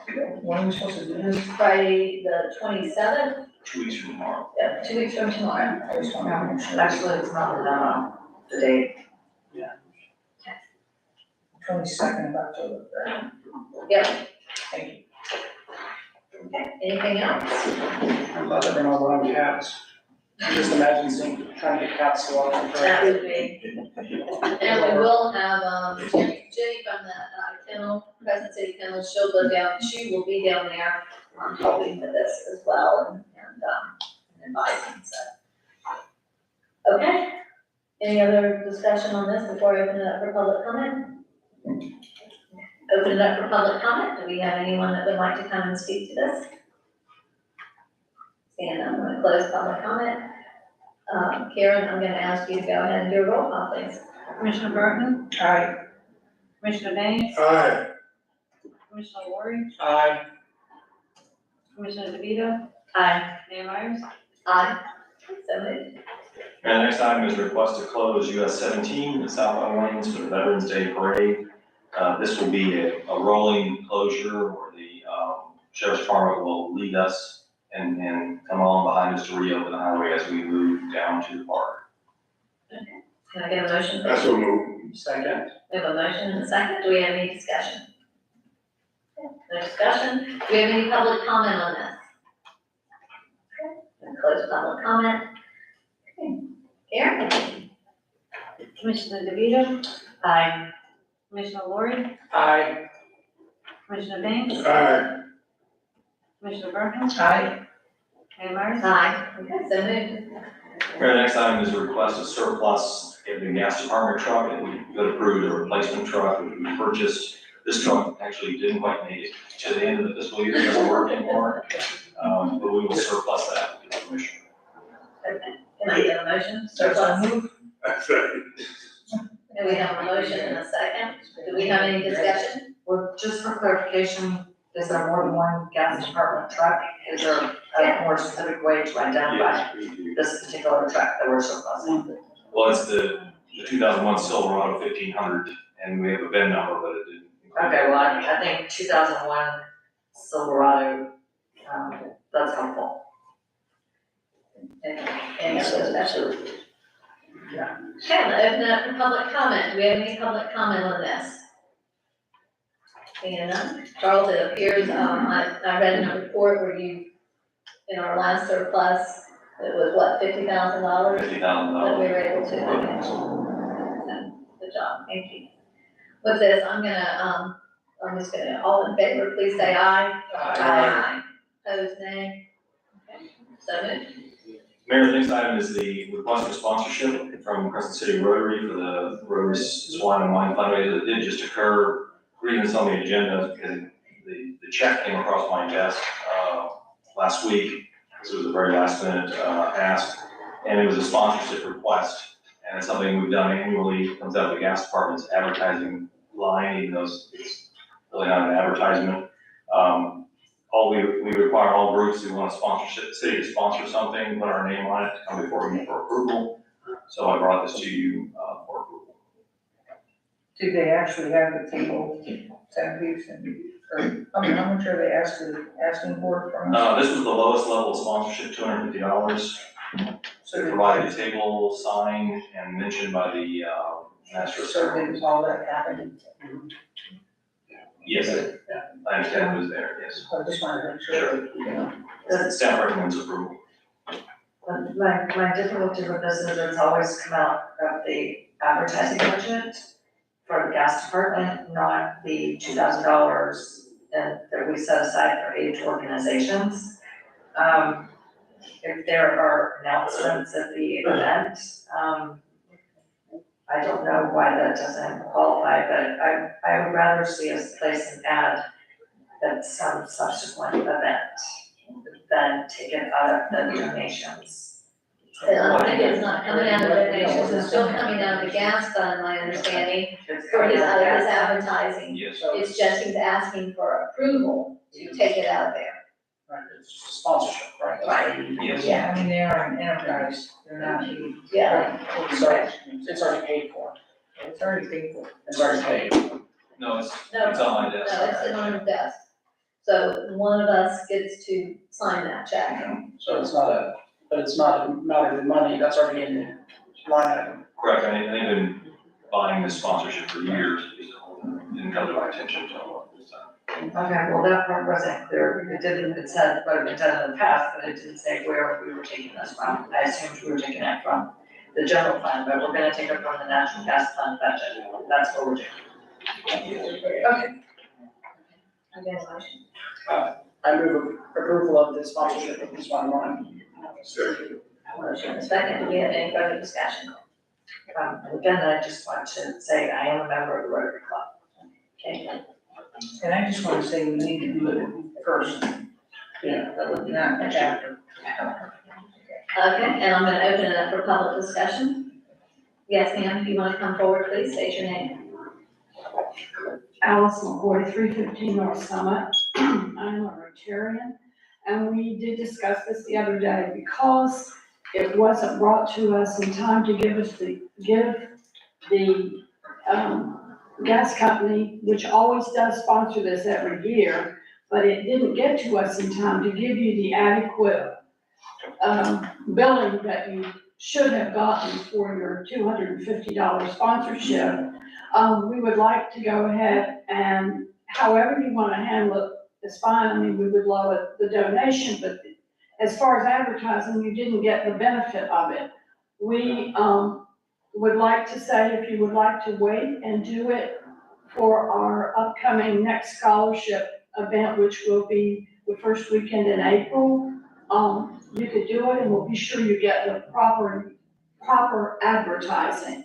If you're doing it as just a donation, we would happily take it for our scholars, the Dollars for Scholars program. But I just wanted to let you know that if you're using it as advertising, you didn't get the benefit of it, okay? Thank you. Thank you That was my thank you question. for sharing that. So with that, we've got, and this is coming out of his advertising budget, correct? Okay, So now because of donation, we didn't get any benefit from it. Yes. We didn't have the table, we didn't have anything. and this is advertising, and so it needs to be for advertising. well, could I Yes. my suggestion would be that we take Alice's suggestion and that we hold this for the next event, and then there could be the banner, the signs, and all that kind of thing. I think that we just should, So I have a motion right now, so someone, I need you to rescind your motion, please. I rescind the motion. yeah, because I really think it just should go away, and then when it comes up in April again, we need to do it on time. Yeah. So in other words, just kind of makes it, I understand the second. Okay. Okay, so with that, we're going to, I need a motion, we've got to take an action on this. So we're gonna either take it off the agenda, or table it. I'll make the motion to take it off the agenda, the consideration of a request for sponsorship of Crescent City Rotary Swine Wine fundraiser. There you go, Rob. From our gas Advertising. advertising, just take it off the agenda. Second. Okay, so we have a motion and a second. Any further discussion? All in favor, please say aye. Aye. Opposed, nay. Okay, so moved. Okay, Thank you, Mayor. The next item is authorization for the reimbursement of legal fees to date for Commissioner Burton. You're all familiar with the history of this. I sent out an amended cover memo because I got some more invoices after we wrote this one with the total amount on there.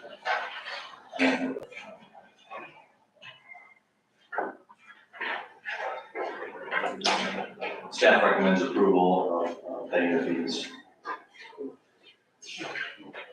Okay, I have to recuse myself from this vote.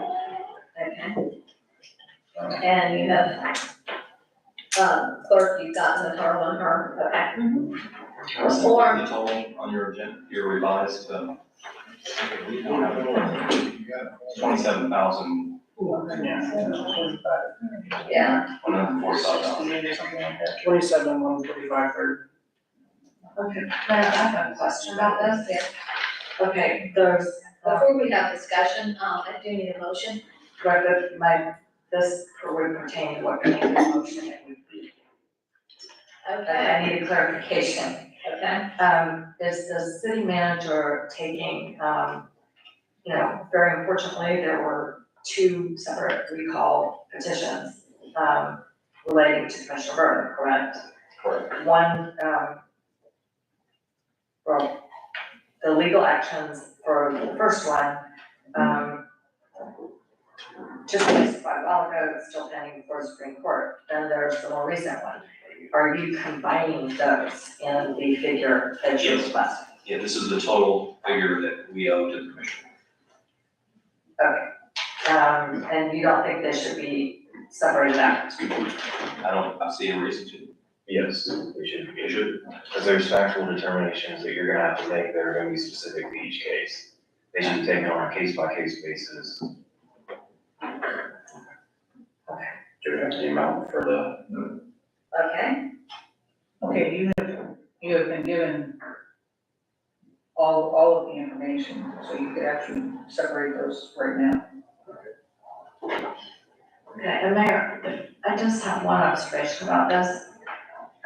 It concerns me that,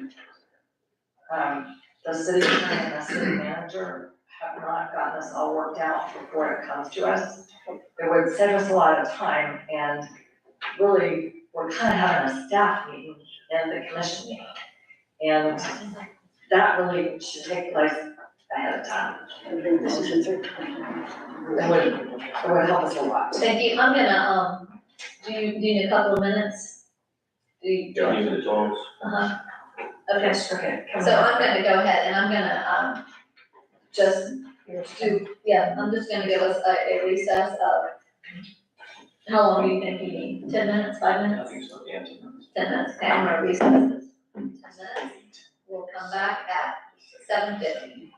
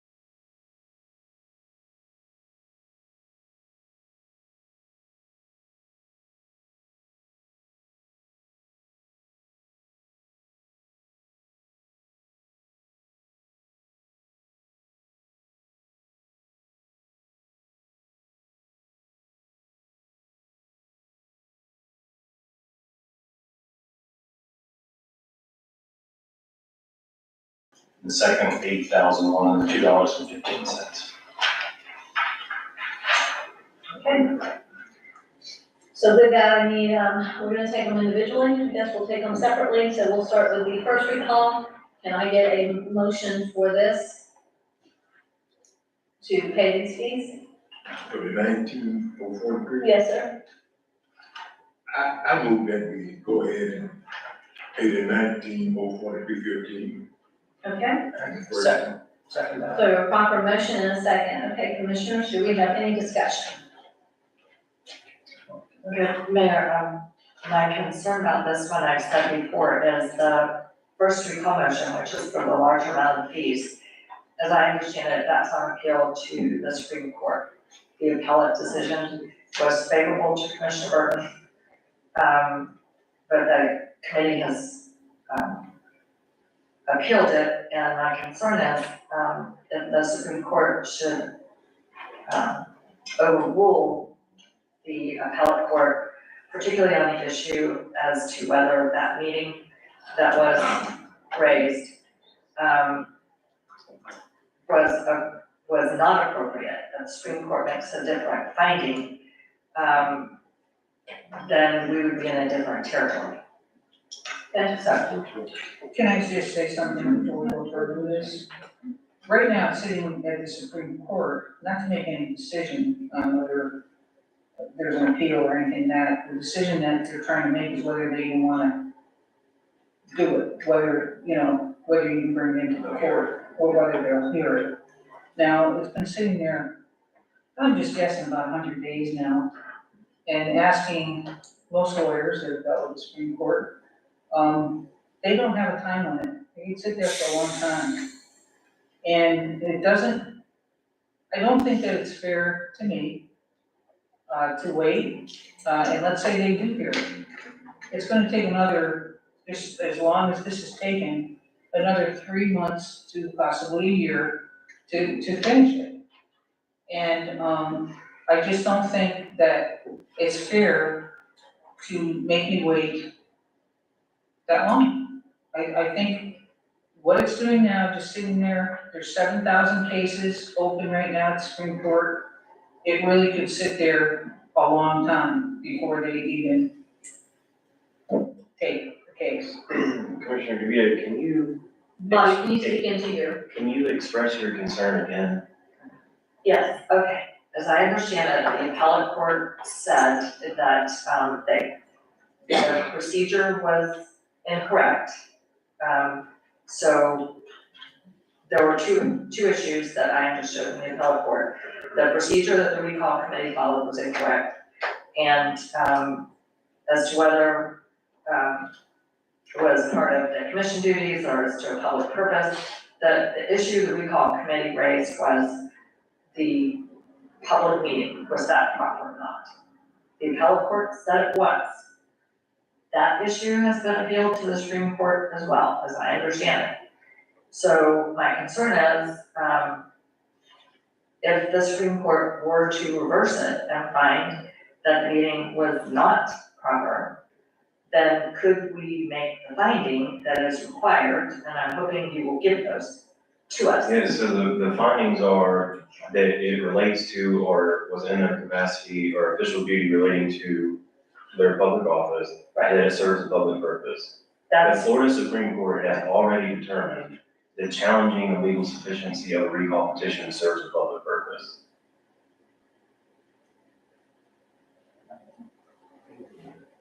But that's not exactly what the appellate court ruled on. So We're not talking about what the appellate court ruled on. You're deciding whether okay, the litigation arises out of her official duties and then whether it serves the litigation that she initiated served a public purpose. okay, well, I mean, that's, you've given us your memo, that's your recommendation, No, I'm not making any recommendation. and I'm not arguing. All I'm saying I'm is just saying how I feel. that the Florida Supreme Court has already determined in Warrenburg versus Fort Walton Beach that challenging the sufficiency of a recall serves a public purpose. How they came to that conclusion, that's them, but I'm telling you, that's what it says in the case law. Okay, my request would be, and I asked for this earlier, that if we're gonna have a motion on this, that you provide the findings. Because you said at the last meeting, you said we have to have specific findings. And I provided those to you via email 2 days ago, when you asked. Okay, but I'm saying for whoever, I'm not gonna make a motion, I want whoever is going to have the motion We to have have a motion proper on it, we have already have a motion to take this. Okay. We already have a motion to take this, and we have a proper second. So does the motion have the proper findings? Does that have to be listed in it, Mike? Yeah, I mean, y'all have to make the factual findings, I can't, that's a decision that y'all are gonna have to make, whether I can't do that for you. But yes, that needs to be in there, because to be entitled, and I think entitled to reimbursement of legal fees and then whether the commission votes on it are two different things. Entitled to need means you're legally obligated to do so. So let me pull up this email, so I get it. And Commissioner Banks made the motion, so. So the first prong is the litigation must arise out of or in connection with the performance of their official duties, and 2, serve a public purpose. Both prongs have to be met for the person to be entitled to reimbursement of their legal fees. So the motion needs to say that? Yes. I'm gonna rescind my second. Well, I don't know why I was in the meeting. The way, I'm not gonna do it like this. I mean, I guess, I think it's basically, it needs to meet the 2-prong test, or the 2-point test. Is that yeah, what you're it's saying? in Thornburg versus the city of Fort Walton Beach. There just needs to be some record that the commission is making a factual finding that her circumstances, this first one meets both of those prongs. That has to be somewhere in the record. Okay, so, Good, what I see. Go ahead. no, I was just gonna say, I think they're asking now for you to Me- help them. Oh, okay. So the motion needs to be that the litigation arose out of or in connection with the performance of Commissioner Burton's official duties, and 2, that the litigation served a public purpose. I make my motion on the attorney's sayings. Is that legal now, or I need to add something else to it? That's what I second that. Okay, we have a motion and a second. Do we have any further discussion on this? Okay. I just have one question of Bobby, Attorney Biggins. I read your memo, thank you for sending it to me today, I obviously haven't been here for all of this.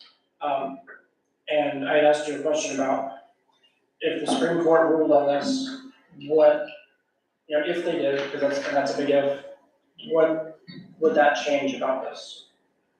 Like their findings, why, I think I asked how that would change, we have this memo that you wrote after the DCA opinion, but obviously before the Supreme Court. So how would that change when the Supreme Court makes a decision or if they do?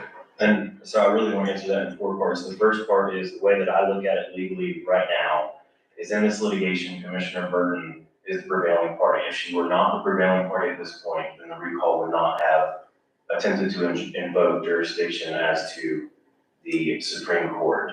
So right now, can I guarantee that that's going to be the case in 6 months? I can't.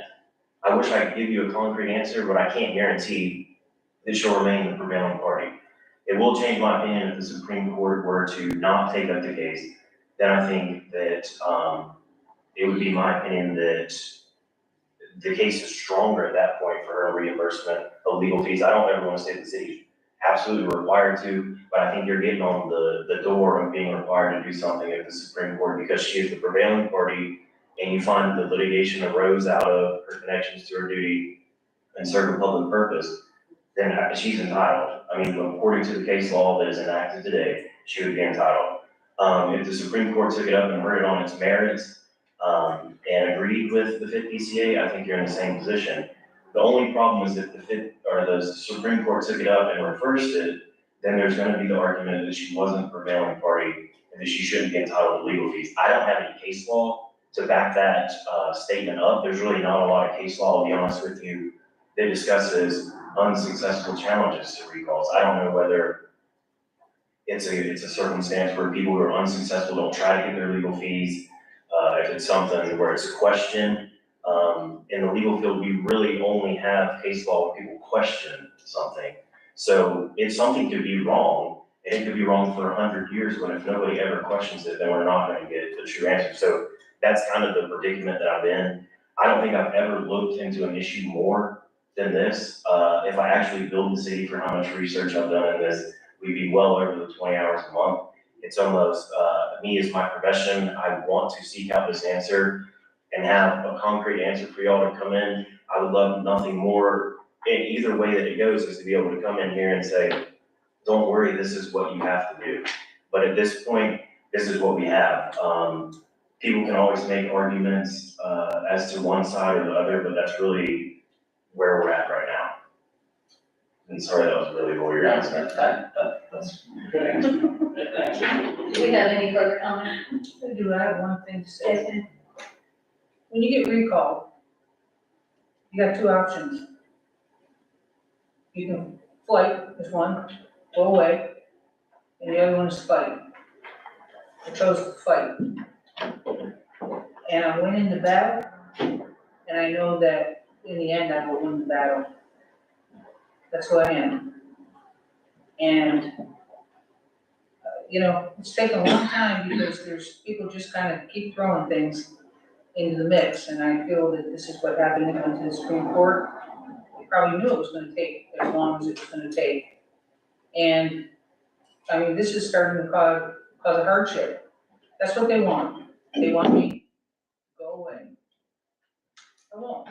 I'll continue my fight. I'll continue it all the way. Mayor, I need a comment. Okay. So, as I said before, we need to pay what is owed. But I don't feel secure since we cannot guarantee what the Supreme Court will or won't do. And Attorney Higgins has just said he can't guarantee that.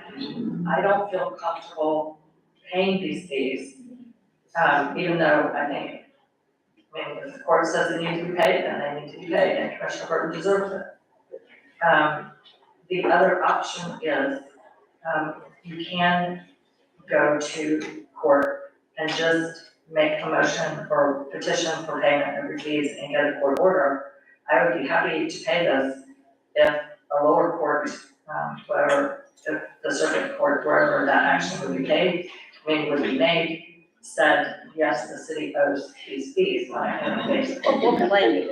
But, okay, and that is what you do in many cases. Unfortunately, the recall statute doesn't have a provision to petition for fees.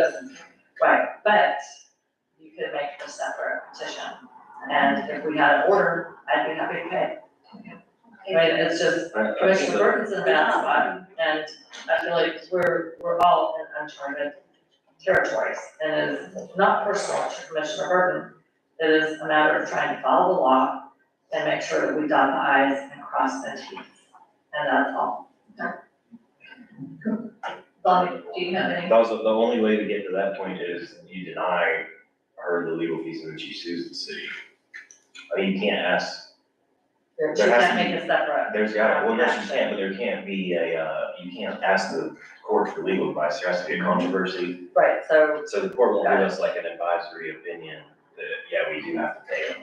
okay, but so you're saying we have voted in the past, or rather, we have failed to pay fees in the past, so would that not qualify to, That would qualify her to sue us, yes, sue the city. Okay, Yeah, And I just wanna say this, I threatened to sue the city. My lawyer has advised me not to sue the city, to try and work with the city, because it gets a little more complicated once the city gets sued.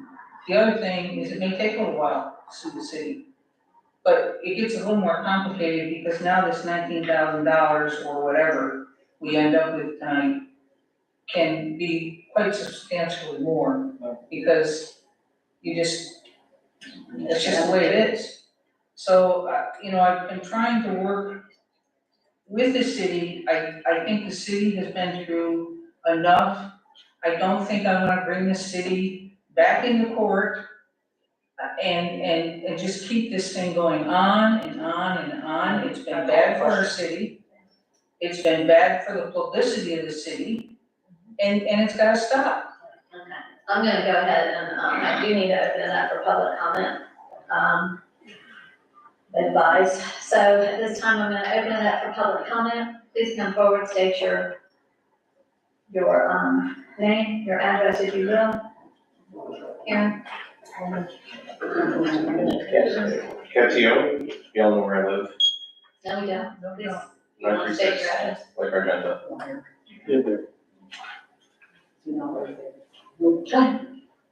Are you gonna address that? I mean, there's talking. No, I'm not, you've got your 3 minutes, go forward. All right, well, this is the 5th time this has come up. Nothing has changed on this Burton 1 recall.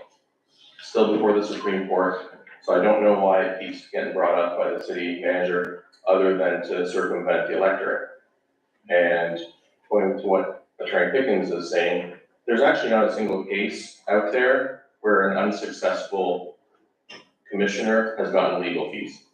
Now, if you have a case, feel free to interrupt, but the issue here is nothing has changed with regards to this Burton 1 recall. It's currently at the Supreme Court, and should the Supreme Court take up the case, which is very likely because it deals with Sunshine, that's the entire state. Yes, it is my opinion. Okay, And audience, so, please. this is a very far-reaching issue because it deals with the entire state. So there's a very good chance the Supreme Court will take it up, and if they reverse it, you'll lose your seat right away. There's no ifs, ands, buts about it. And if you go ahead and pay the fees today, you'll be on the hook because there is no case law that has reimbursed an unsuccessful commissioner. And so I think you need to tread very carefully, because the reality is, this is Sunshine that we're dealing with. And the 5th BCA did create new case law in regards to this. So I do want to say, so will I have the chance to speak again on the second Burton case? Okay. All right, so I really do hope that you all will wait until this is all resolved and then come to a resolution on that. Thank you. Do we have any other comments? Any other public comment? Yes, sir.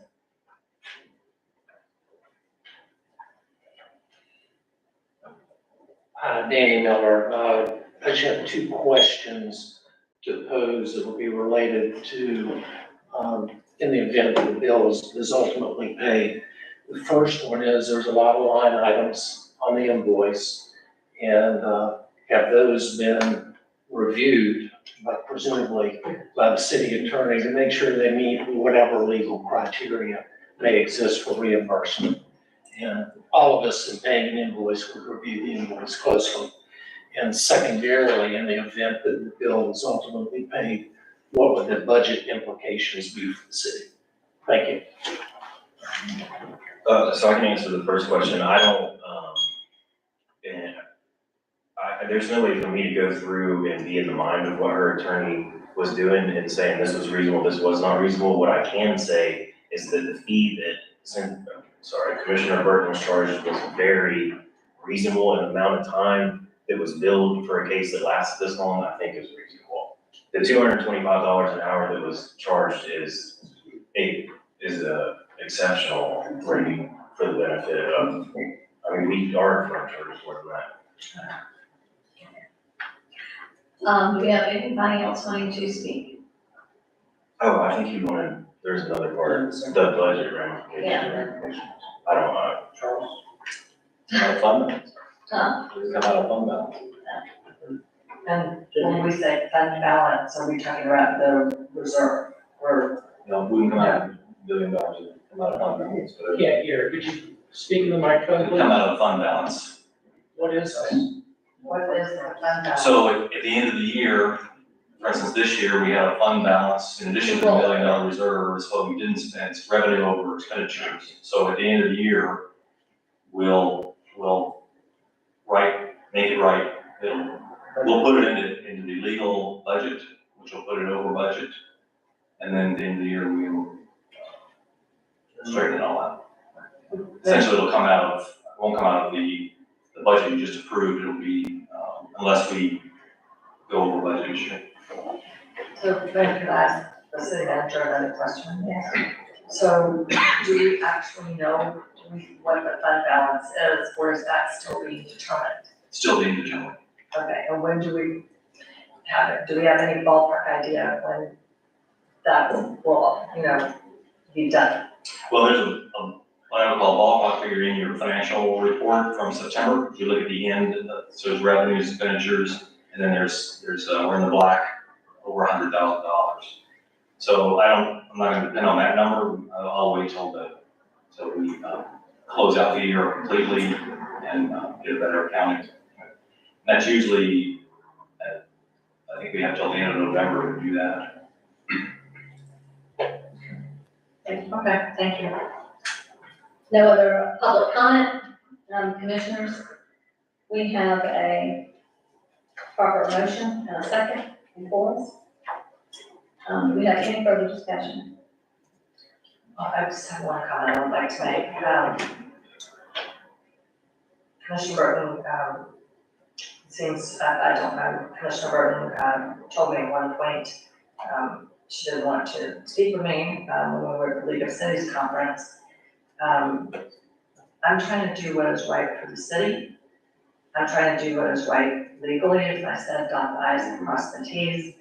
It has nothing to do with what political groups have done in filing recalls that I have never been a part of. So I'm trying to do my job as a commissioner. I'm trying to do it the best way I can. Okay. With that, I do want to say this, at the last discussion we had, that there was an email that, I was not privy to that email, but it's my understanding there was an email that was sent to other commissioners, about them making this vote. Is there a current one, or do we still have, is there an email that has come in that all commissioners are not privy to on this? Okay, I just want to make sure. And with that, What was it about? I don't know, I guess there was an email and you referenced that you've been, and so I just wanna make sure that we don't have that again, and so, that's not in the way. Karen, if you would go ahead and let's do a roll call. Commissioner DeVito, Nay. Commissioner Laurie, Aye. Commissioner Banks, Aye. Mayor Myers. Aye. Yeah. Okay.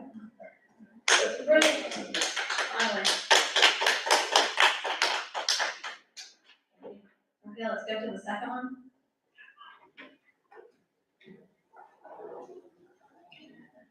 This recall is complete, and the total bill for Commissioner Burton was $8,102.15.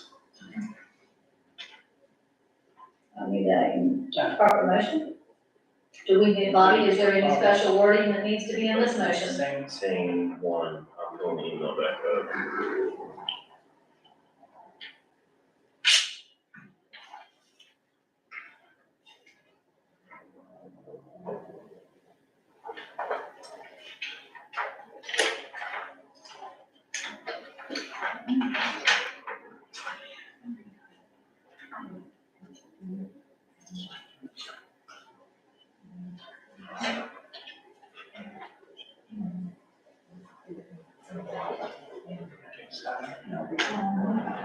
Alright, so first, the litigation arose out of or in connection with Commissioner Burton's performance of her official duties and to serve a public purpose. I would like to move that, but let me just to reimburse for the $8,102.15. That's it. Okay, we have a proper motion and a second. Commissioner, do we have any discussion? And of course, Commissioner Burton, do you want to, you're going to recuse yourself, would you? Yes. I have a question for Attorney Pickens. Okay. So we got an email today that sent us a copy of a legal case decided in 2007, Malloy versus the Board of County Commissioners of Leon County. And we were told it would be on our desks, and it is here, it was from you. What is this speaking to exactly? So this was a case where the First District Court of Appeals of Tallahassee found that I don't want to say this, that the litigation didn't meet a public purpose, what we were just talking about, because it dealt with some sexual affairs that were going on, had nothing to do with their official duties. And the trial court held that the county was not required to make reimbursement, but they were not prevented from doing so. That was at the trial level. The DCA did not touch on that, and they affirmed their opinion. So what I draw from that is there's a difference between entitlement to legal fees, where if you were denied, you could sue, versus the commission voting to reimburse legal fees. I think that's what this case stands for. So you're saying you're providing us this opinion because it supports going ahead to pay Commissioner Burton's legal fees? No. No. I'm providing you with legal information from which you have to make a decision. I'm not telling you to make any certain decision. I'm putting it out there that there has been court cases where people were paid, or that the court even entertained the fact of paying somebody back that was not entitled to legal fees. I'm not telling you to vote or to do anything. No, but what I'm asking you is it appropriate for us to vote to pay Commissioner Burton's legal fees based on this case that you gave us? That is the question that I expect y'all are about to answer. I cannot give you that answer, because at that point, then if Bobby Pickens decided that the city was reimbursing legal fees, I cannot give you ultimate legal ultimatums. So we ultimately have to You have to determine make that whether or not we are going to decide to pay this. This would just back up, yes. Yes. Okay, I have never in my life had an attorney fail to tell me when he was my attorney whether the action that I was about to take was right or wrong. And to me, as a commission, I think we're entitled to that. I don't understand what you're asking. You're saying if this case supports voting for Commissioner Burton's legal fees. No, this case supports that if the commission still decided to pay the legal fees, even though she wasn't entitled, that has been found, or it was not touched on, or was not overruled by an appellate court. I'm not telling you to reimburse her. I don't know what you want from me.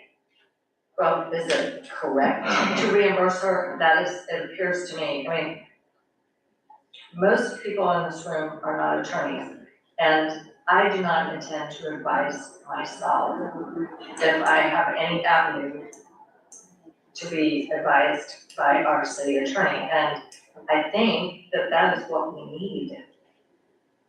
Can you legally vote? Yes. Yes, you can. Yes, we can legally. Vote.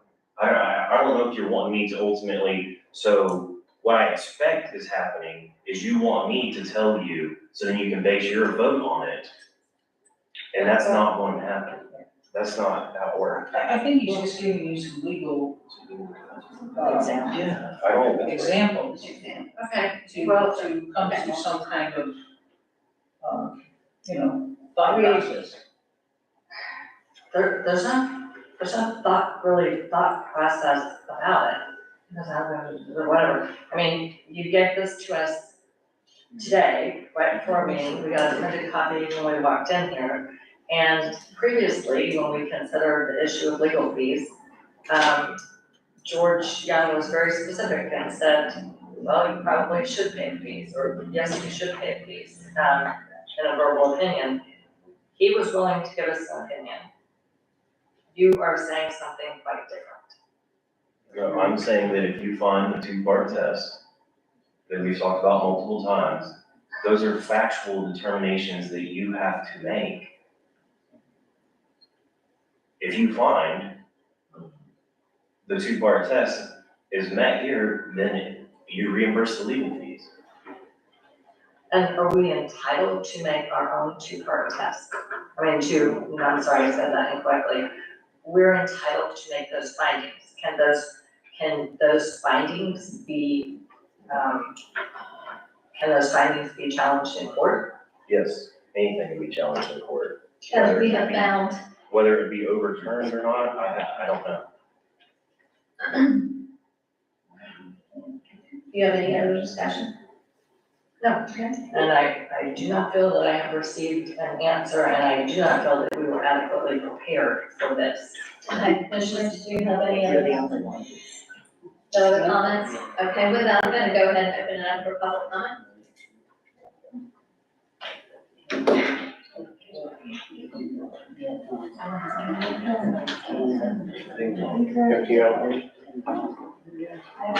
So I want to touch on a couple of issues with regards to the Burton 2 recall.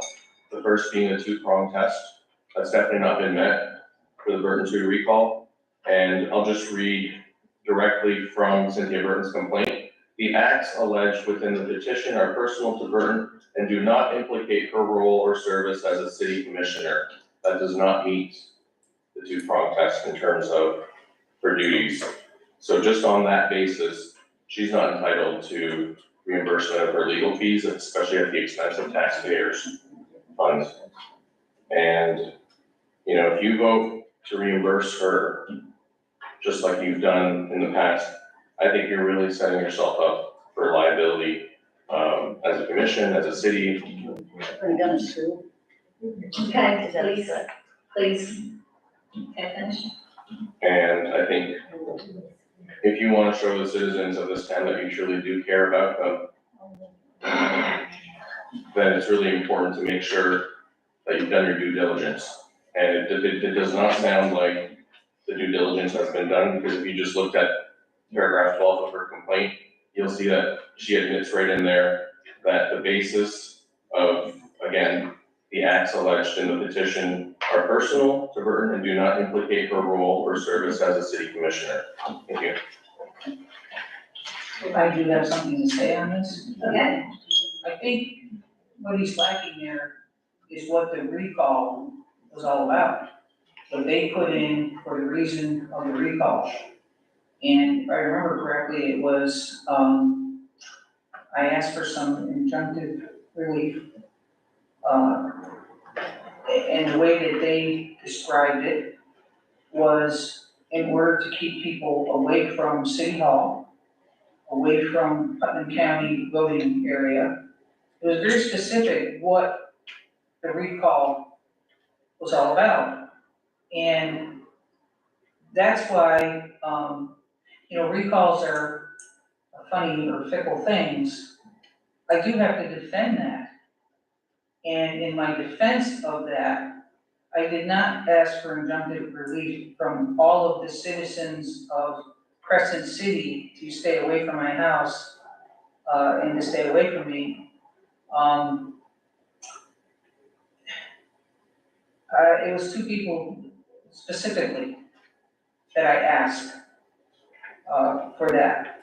And that's what came about in, going to court and, all of that, said, and that's why it went, in my favor. Because I certainly, the whole recall itself was just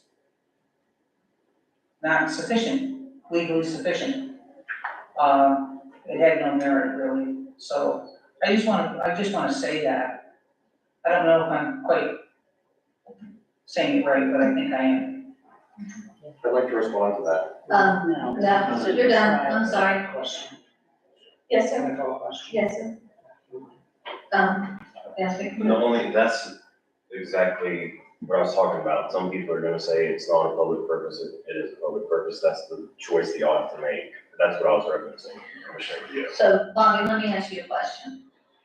We as commissioners, okay, if we felt that we were being threatened, and the only reason we were really being threatened is because we were a commissioner, and we did this, and then someone tries to recall us because as a commissioner, we try to protect ourselves, would that not be in the role of our position here? I mean, I feel like that That- Are you asking, I mean, I'm of the opinion that any vote that's taken at a public meeting would be in your official duties. Okay. If that's what you're asking. Well, and I'm also saying that, yeah, that's basically what I'm asking. Yeah, I think in that former case, the Florida Supreme Court said that, I believe they even used the word, obviously, any action that's taken at a public meeting, any vote would be in your official duties. Okay. And she would not have had to defend herself had she not been for a recall, had she not been a commissioner. Correct? Yeah, I mean, yeah, I think that's. Okay. With that, at this point, I'm gonna go ahead, we've had a call to question, I apologize, we asked for more. Karen, if you'll do, we have no more public comment, correct? Okay, I'm closing public comment. Karen, if you would do a roll call, please. Commissioner Banks? Aye. Commissioner Lori? Aye. Commissioner DeVito? Aye. Mayor Myers? Aye. Okay, so moved.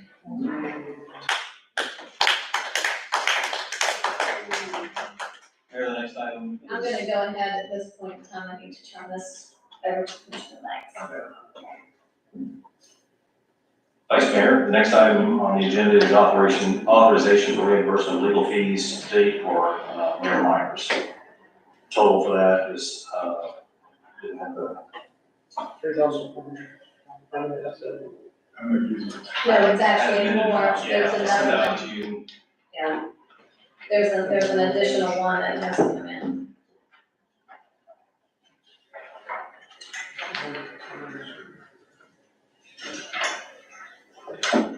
So, you may have a copy of that in the packet.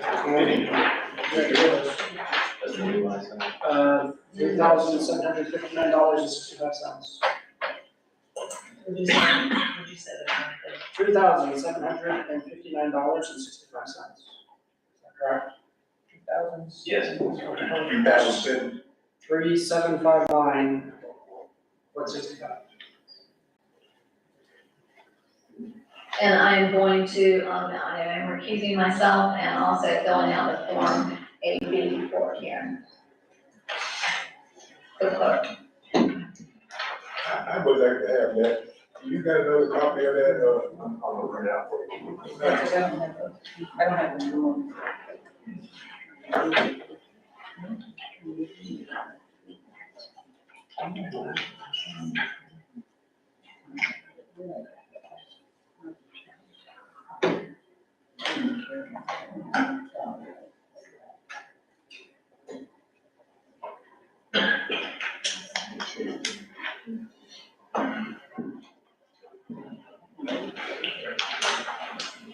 I got one, seven.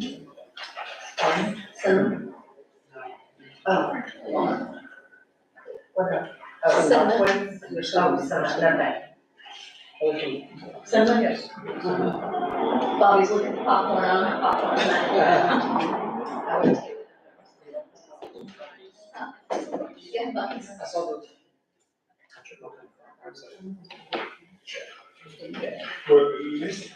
Well, let's go ahead and get the conversation on, so we're gonna be conversation about it.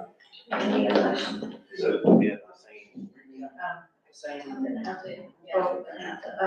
May I be recognized to make a motion? Okay. Can I get a motion Sure.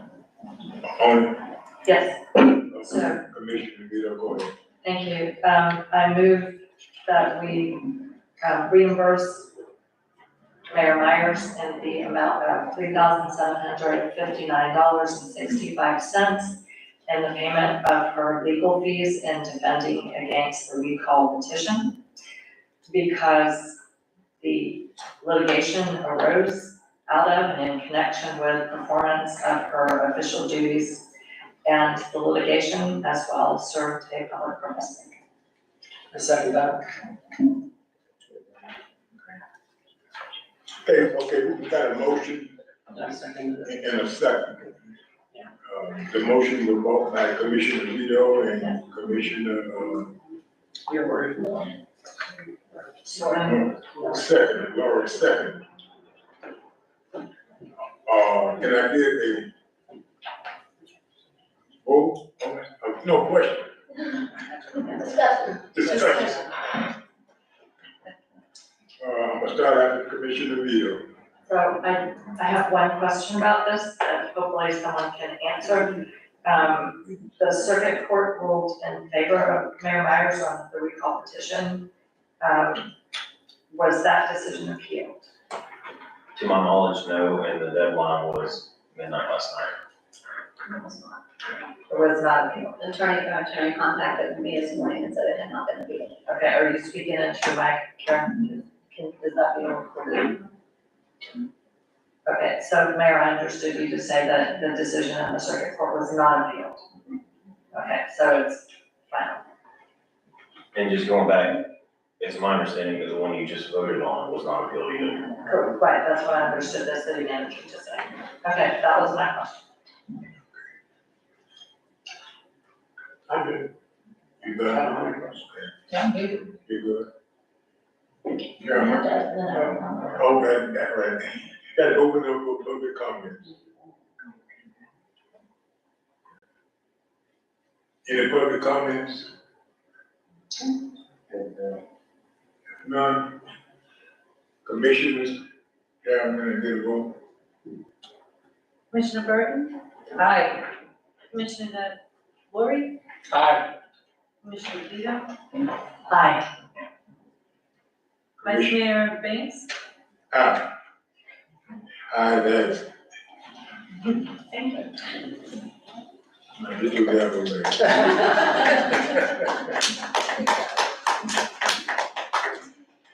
Hopefully we can put this behind us.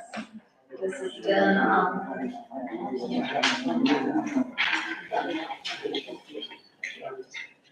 yes, I know, it's, it makes me sad. It makes me sad that we've all had to go through, so. Anyway, as we go forward, I'm gonna, Charles. And the next item is the code enforcement case number for 740 Walnut Street. This is a case that came for you a couple months ago, and then you gave the applicant or the individual, the property owner, an opportunity to come into compliance. And I understand you've done that, and code officer is here to present the case to you. Commissioner Lawrie is new to this case, so she'll give the background. I was here, actually, in the audience. You're gonna get the official. Okay. The same. This is Deborah Bradfield, H.E. James Reverend Trust, case number 20091-CEB, address 740 Walnut Street. Original was cited under Chapter 6, Section 6.4. This page details the process where the violation was first observed in 2020. Notice of code violation was mailed to the owner, complaint dated August 7th, 2020. Ms. Graham did not obtain a permit within that length of time.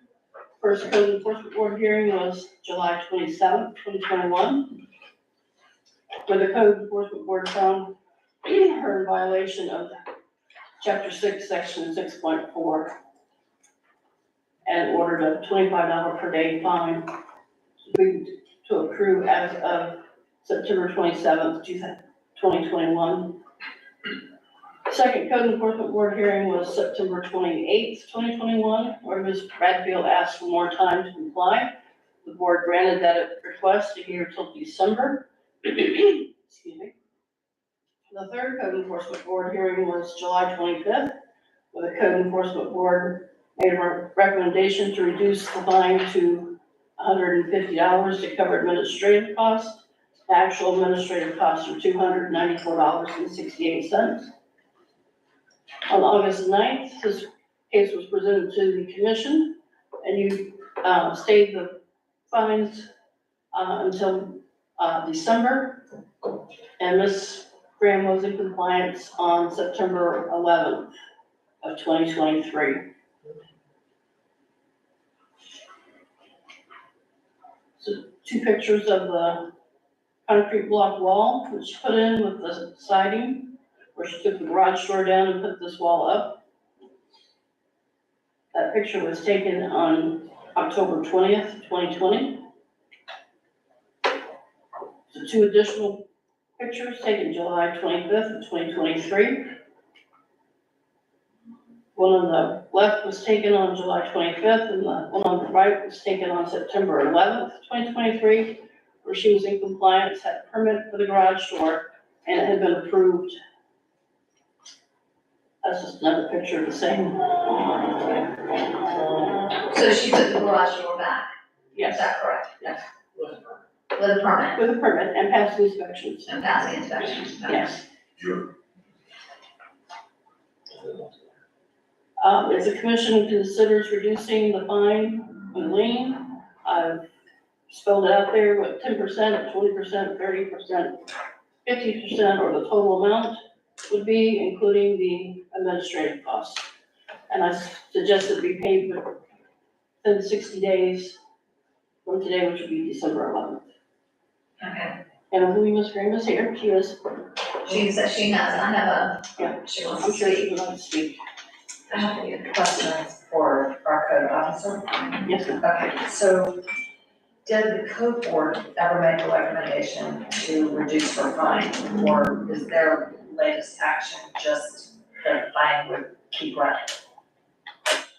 On July 25th, they recommended to reduce the fine to $150. Okay, that's But it what was I not thought. in compliance, correct? It wasn't in compliance at No, that it was time. not in compliance at that time. Right, and does she wish to sell this property? She wanted to sell, yes. I don't know what the status of that is now. Okay, and just one question that I have is, you know, we have a history on this of how she went back and forth and tried to get different contractors. So at one point, she put in a concrete block wall instead of a garage door. Yes.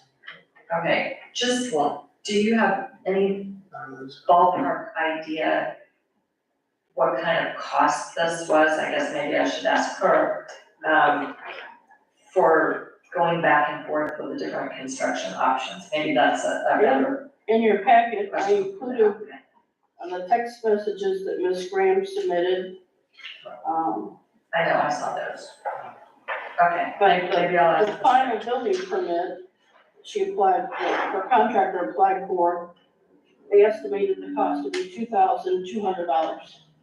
That's according to the building permit that was, applied for What was with the county. what was the permit cost? I think $119. We want to hear from the, Ms. Graham. Commissioners, are we ready to hear from Ms. Graham? Yes. Okay, Ms. Graham, you said you'd like to speak to this. Yes. Right, no. Good evening, Deborah Graham at 20 West Highland Avenue, Deland. First, I'd like to clarify that is not a concrete wall. That was a temporary closure that is plywood with the bottom. Just concrete wall. Okay. So, yes, this has been a long venture, okay? And please understand, when I first came before the code enforcement committee, I felt like that statute, which is your chapter 6 Crescent City Code of Ordinances, did not apply to me. And so I attended the last code enforcement meeting and I brought that up again, okay? 6.4 is what I was cited under 6.5, and I can share copies of this with you if you would like me to. They have. We have it. You have it? Yes. You have the packet. Do you also have what I actually paid for that? Because in that packet, and you didn't get one of these the last time I was at the code enforcement, you know, so you would not have been able to get them back. Okay, all right then. The exemption says, okay, exterior walls, which it is, non-structural, that's what was done, with a value of less than $1,000. What I paid for that temporary enclosure was $861. So at the time, I did, but I was told that that exemption didn't apply to me. Could not understand why. But that's what I was told. So then I tried to do what I was asked to do. It's cost me almost $5,000 just for getting that torn down and put back up. when I truly believe. And so I wanted to make sure the code enforcement board, that this never happens again to anybody else. Because unless I'm interpreting this wrong as well as others, I should have been exempt for that. And I've been put through this for so many years in order to get this done. And I would not say that everybody who is sitting on that code enforcement board were there at the time that this was initially done.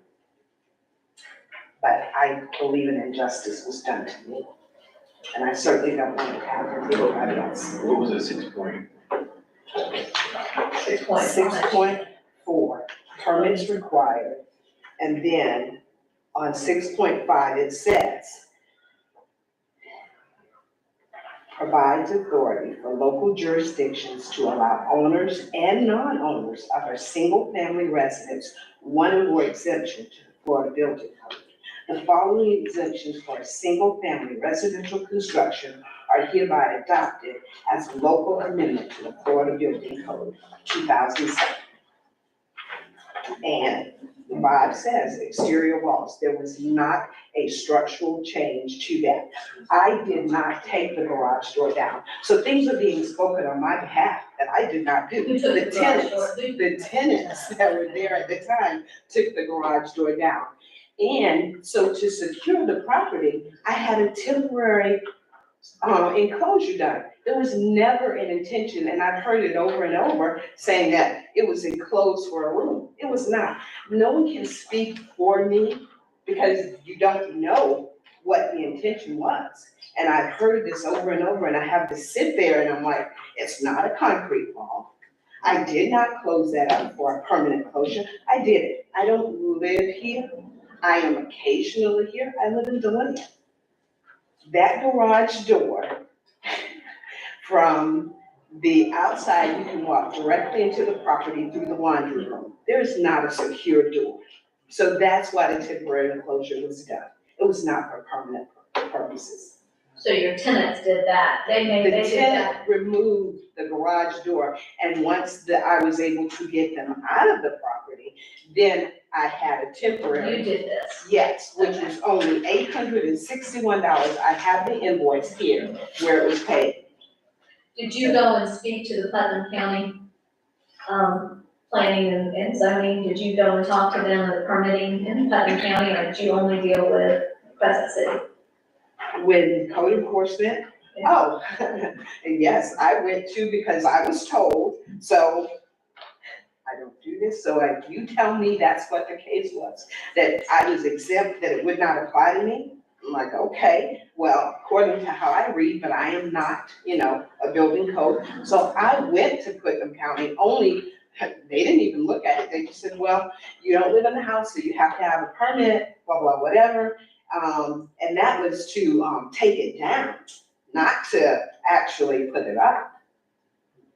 So then drove all the way up in DeLand to Palaca, got the paperwork, only to come back and find out, oh no, you can't do it because you're the property owner, but you're not living in the property, so you have to have a contractor. So that's how, several meetings, they recommended, a gentleman here, not on this commission, but in the code enforcement, recommended a contractor.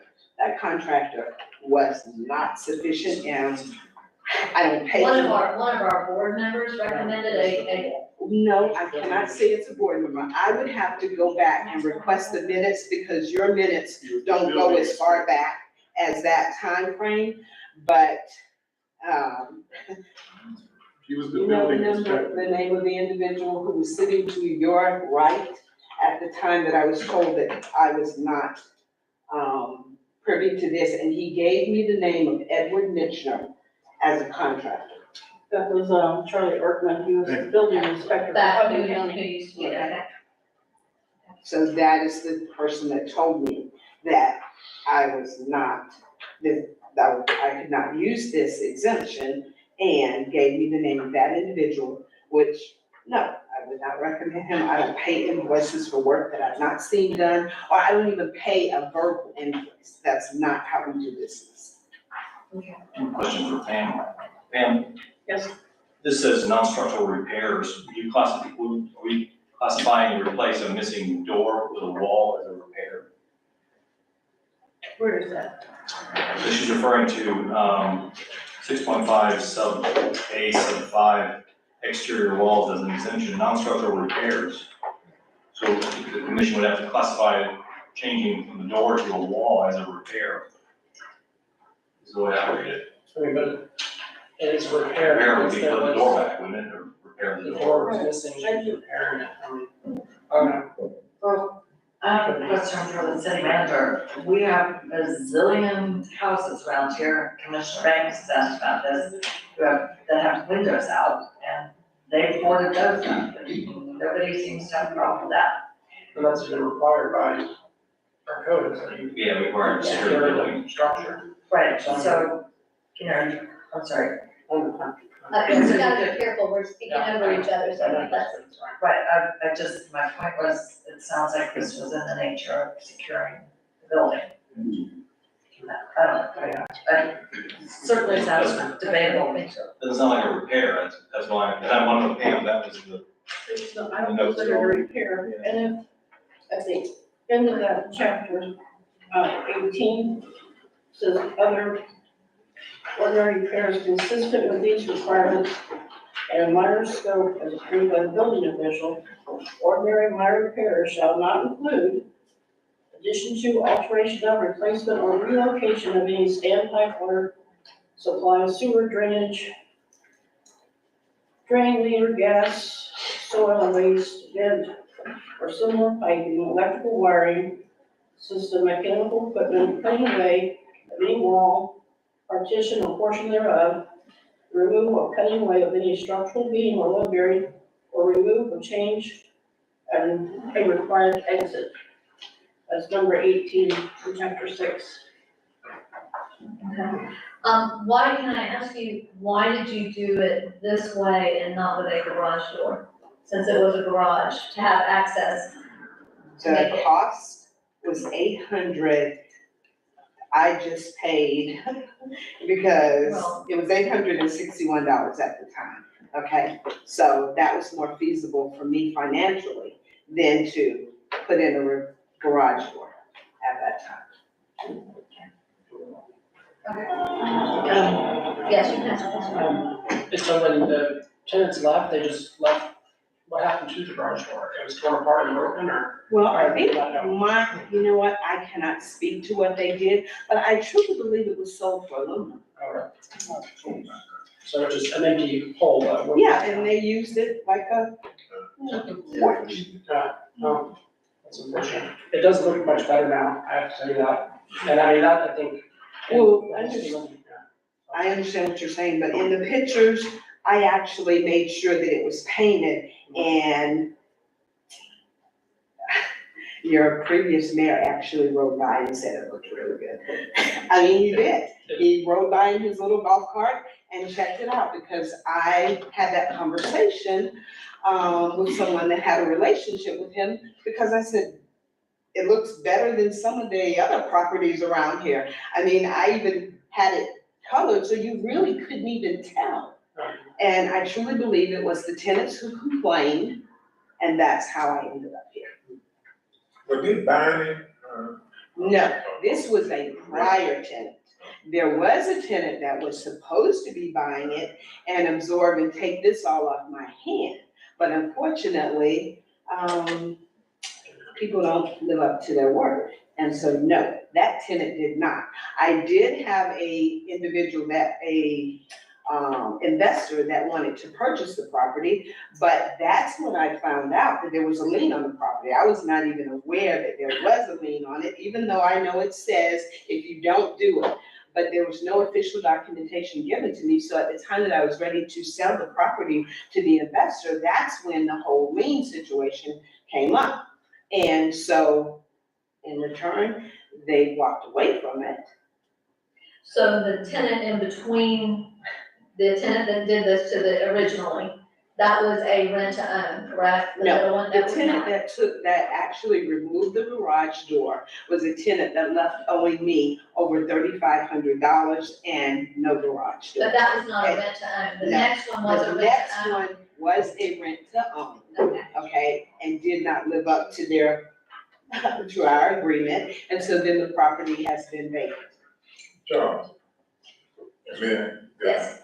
what can we do to get rid of this? And This case, you can vote to reduce the lien. That's what's before you today, is reduce it by how much? Mayor, I have a question. Well, I was gonna ask, we recognize for a motion. Okay, let she ask a question. Yes, ma'am. Yes, ma'am. My question is, so 6.4, you are saying that that does not apply to me? That exemption, because the things that she read did not. I was listening as she was reading those. So I need to understand 6.4 does not apply to me, and I'm hearing that again. Bobby, do you? I think it's too, based on what I know now and reading that and how ambiguous it is, I can't give you an opinion that it does apply to her. I don't know. Do you have a motion? There's a way to fix that. Yes. I do, and if our attorney has a way to fix whatever the problem is, I think we need to hear about it at some point.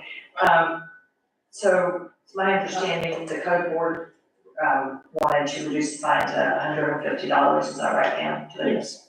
Okay, so my motion would be, to reduce the fine in this matter to the $150 recommended by the code board, plus the administrative cost of $294.68 for a total of whatever that is, to be paid within 60 days from the date of this ruling on or before December 11th, 2023. And if the lien is not paid within 60 days, it would revert to its original amount of $14,750. It would be a total of $444.68, so Whatever that officially, whatever the math says. 444.68. Okay, so we have a motion. Do I have a second? I said, We have a motion and a second. Do we have any further discussion? I just wanted to mention that, the reason we have code enforcement fines is compliance. You guys have talked about that several times, and I really think that, this is compliance, and I think that that's great that we've got the house looking better, and I really commend you for doing that quickly. Because I remember sitting here, it just wasn't less than a month ago, or 2 months ago, so that's a good thing. I don't know, the 6.4 and 6.5 are very ambiguous. And so I kind of apologize on behalf of the city for kind of some of this confusion. Or I can apologize on my behalf maybe, but I can see where you're coming from. I'm reading it and it's confusing to me. But, I think that it's in compliance. I think that's a huge improvement, and that's a kudos to you. Thank you. And I think we just need to reduce this and move on. There's one thing I'll say, so there's rules of statutory interpretation when you're trying in a legal field to determine what something says. Obviously, you look to the context clues. Well, nothing is defined, which is the first problem. How you have a code that you expect the public to live by and nothing is defined.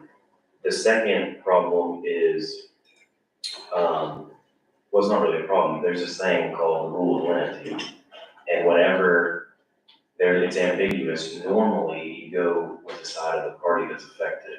I think we sit here and I don't know if she relied on this code when she started doing this, but I think that it's ambiguous at best that somebody could in her situation think that what she was doing was fine. And I will say that with the caveat that I have done work for her in the past, nothing related to this, but just so that's out there. But that's just that's kind of neat, when there's a question of whether something fits or not. That's what I'm looking at. And I'm gonna get some, Commissioner Banks. Yeah, I can say this about her other properties, she own other properties, and she maintain them good. It just, I reckon because all this falling in between, and, you know, what called distant is like this, but she maintained her properties. And I will say this, because I'm dealing with some of this myself and going back and forth with Putnam County and, making sure that everything is done and we've crossed our T's and dotted our I's, clarification. And that's something that we need to work harder with the county on. And the county needs to work harder with us on it too, in making sure that, everybody is reading from the same playbook.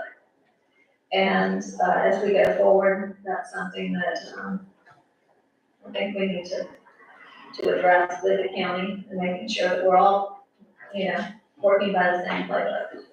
Yeah, call the question now, please. Yeah. Okay, I need to ask for public comment. Do we have any public comment on this?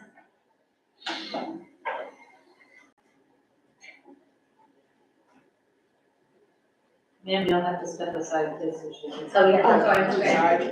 Thank you. The purpose of the code board is compliance, not punitive. And I would think that if we're in compliance, that we should take that into account, as well as the fact that every other case that's been brought before this commission, the fine has been reduced to $150. I think that kind of sets a precedence.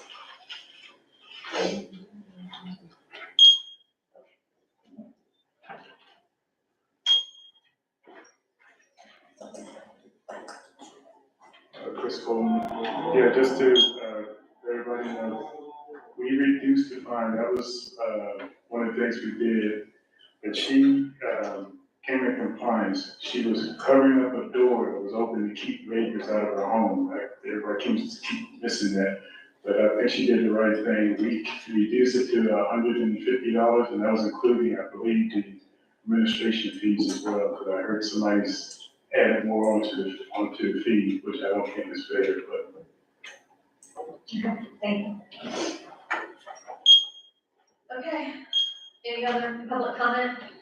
If not, any further discussion before, Karen, if you want to, we currently have a motion for the $444.68 and a second. Please do a roll call. Commissioner Burton? Aye. Commissioner Banks? Aye. Commissioner Lori? Aye. Commissioner DeVito? Aye. Mayor Myers? Aye. Okay, so moved. Thank you, Ms. Graham. Are you allowing me to make another comment, or am I done? You can. Well, okay, what I'd like to say is, I'll pay, but understand and know that no one else should have to go through this. So then we need to clarify that, and if I have to seek legal counsel, which it won't be you, but to verify, because to me, no one else should have to do that. Your code says one thing, but then to me, my interpretation as well as others, it says something different. So to have someone go through this, it's not fair, it's not right. I feel like I've been done an injustice because I wasn't the only one who interpreted this way. And you're already saying it's unclear. So to make me pay for something that you wrote, I think is unfair. I truly do. So I disagree. I'll pay, but I disagree with it and I'll seek legal counsel because it's the citizens of Crescent City, okay? And what you did tonight was wrong. Thank you. It's one of the reasons we're rewriting our LDCs. Yes. Currently. It's a big job, and it's to eliminate some of that ambiguity. And the message too is for anybody that's doing anything to a house, any structure, err on the side of caution and come to the city and at least talk to the city manager and present it to the city manager before you do anything. I know even with windows, people think you can replace windows, you cannot just go replace a window. So that's just to err on the side of caution. Okay, with that, we're gonna move on to the, All right, next item is a request for approval of the ADP contract for payroll services.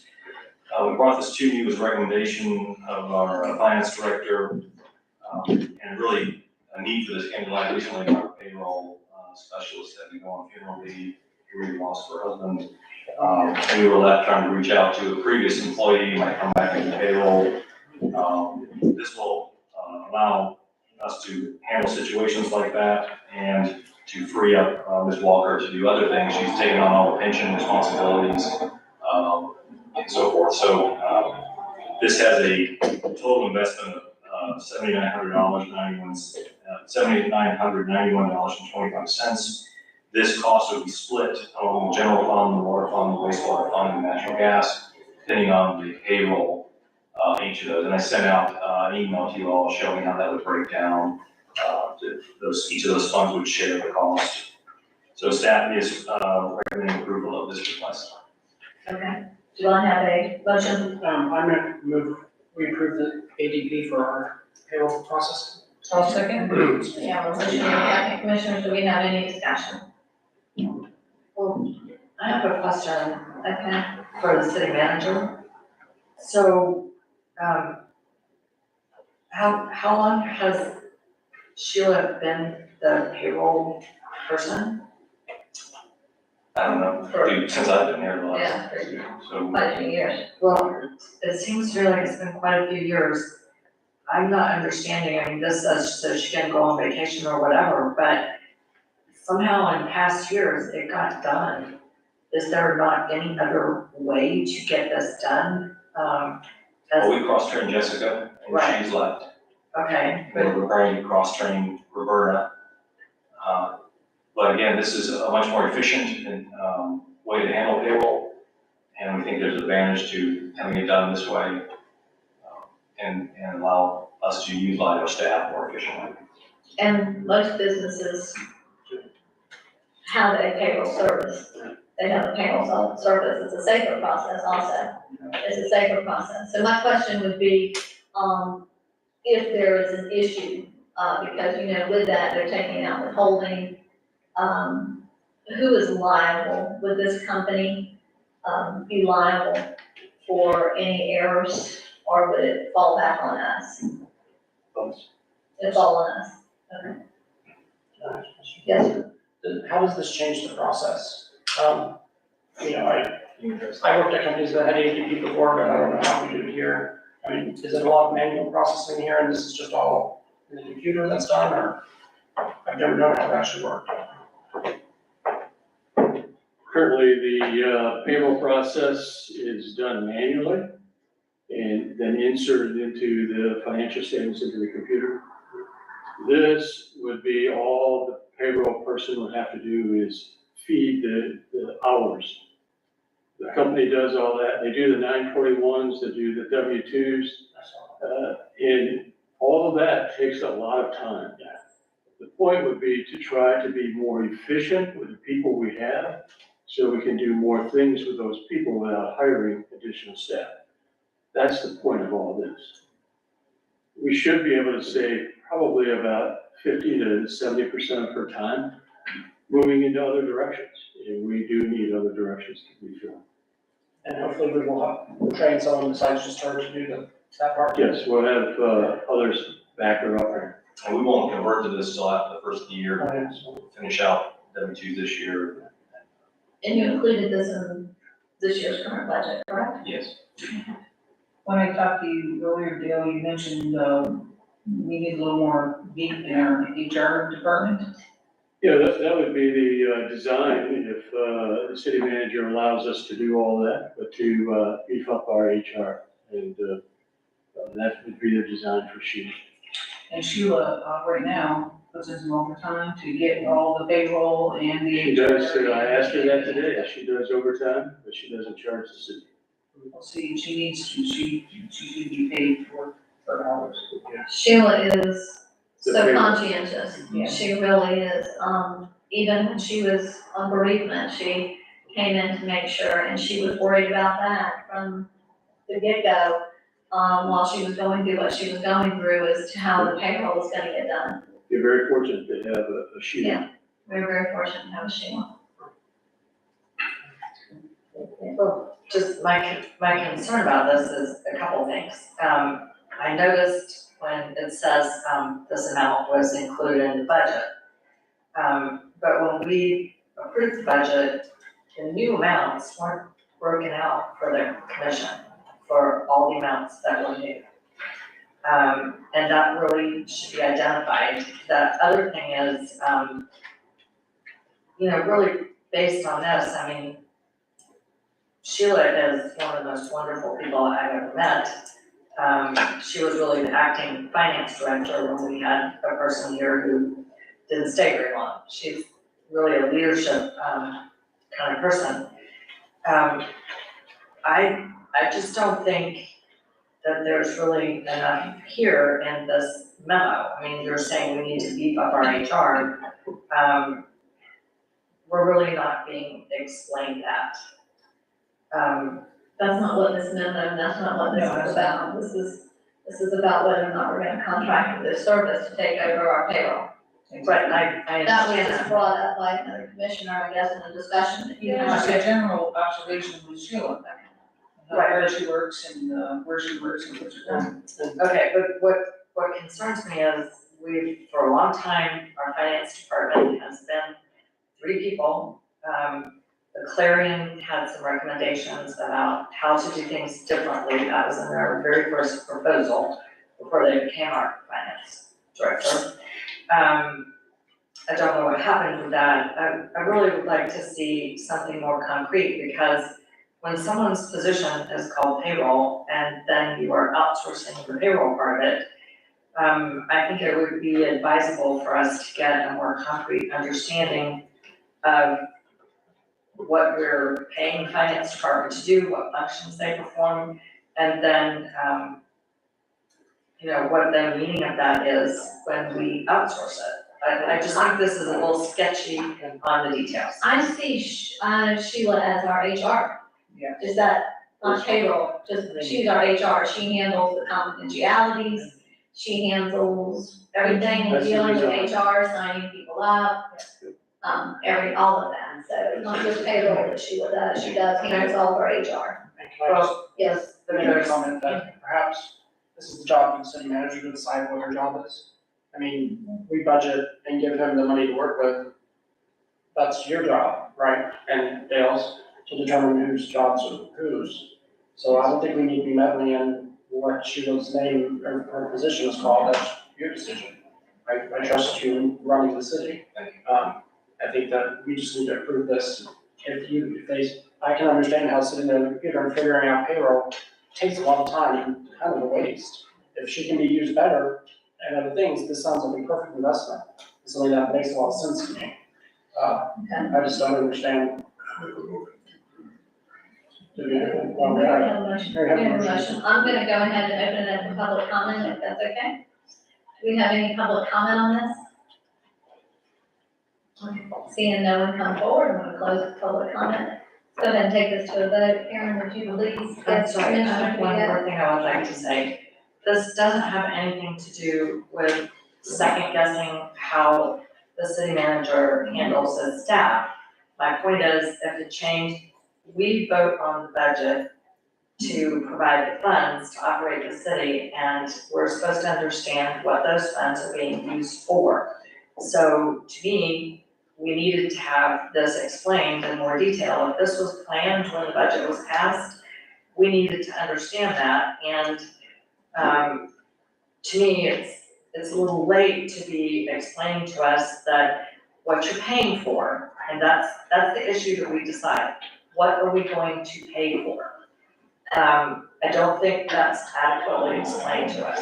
So once we set the budget, then there are certain decisions the city manager needs to make, but we set the budget without really being informed about this, and so now it's coming up. I don't know how I knew that this was an option, but I've known this was for some time, that this was an option and being discussed.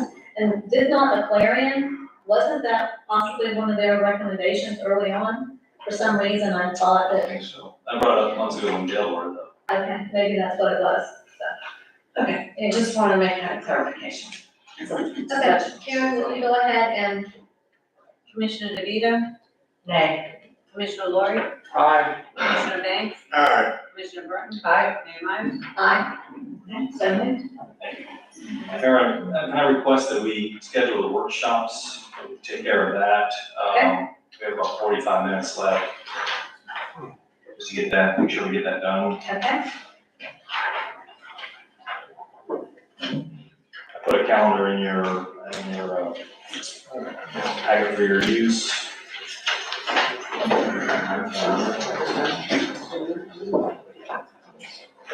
Right after the. You don't have to count. No, I said, my papers is not there. Oh. ruffling their papers. Just, Yeah, three of us. This as well, October 12th. So the first one will be your next land development code update, workshop. And that's the one that we did not get a form for, Yes. okay.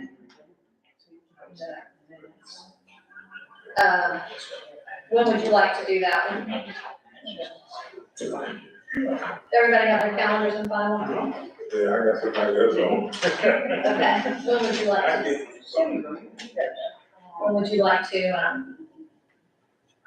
I know you have to work that out with Lupita, did she gave some dates?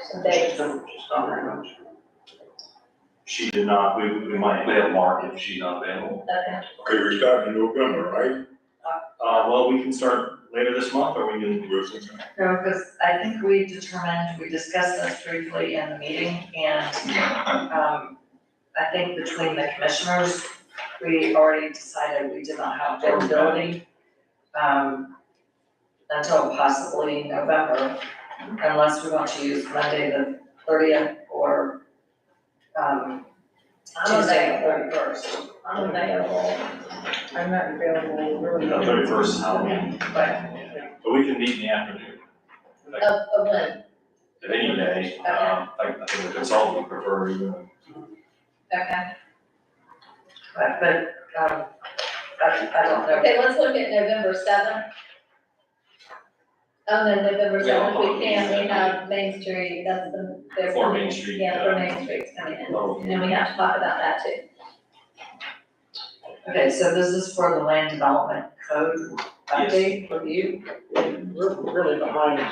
Yes, we're several months behind. Okay, so, right, so what's happening with Main Street on Tuesday the 7th? We're having a resource team in town looking around the community, they're gonna meet with y'all, make it available to meet with you individually in the afternoon, and then there'll be a public meeting here in the evening to talk about their findings. Christina just spoke to them today regarding that, what their schedule would be. And then they'll come back and they'll share with us their findings. Okay, now what date is we coming? That's the 7th. 7th of November? Yes, sir. That's for a public meeting, that's not for this workshop. Oh, not for this work, okay.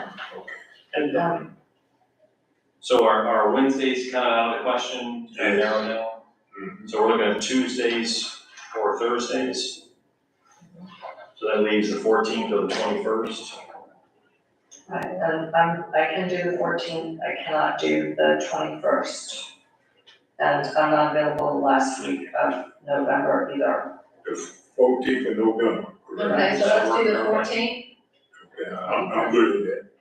Do you need 3 o'clock, Commissioner Banks, is that? Yeah, that'd be good. So this is the only. Can we, while we're here, can we take up several of these at the same time?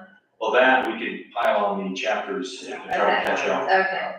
But, so how many more chapters are there outstanding? I think you all have about 6. Then let's do this at 2 o'clock. Can we do it at 2? Well, I didn't Oh, know, you need previously he had said, 3 o'clock, not 2 o'clock? 2 o'clock, you should know I'm there. Okay, 3 o'clock. and then a goals and objectives workshop, we'll try to schedule that again. let's share. So, the resource, so can Commissioner Banks, you don't want to meet on Wednesdays at all? Not on Wednesdays. Not on Wednesdays. Yeah, about Thursday. We could do a Monday afternoon as well. Thursday is okay. What about, does anyone have, for example, Monday the sixth or Monday the 13th? What about Monday the 13th?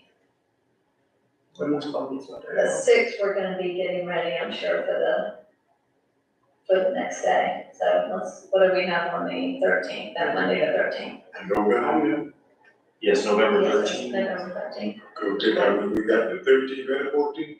Is that gonna be hard? It might be, it might end up where it is, but. We're good with that. 3 o'clock, 3 o'clock? that'll be our goals and objectives. Go ahead and spend.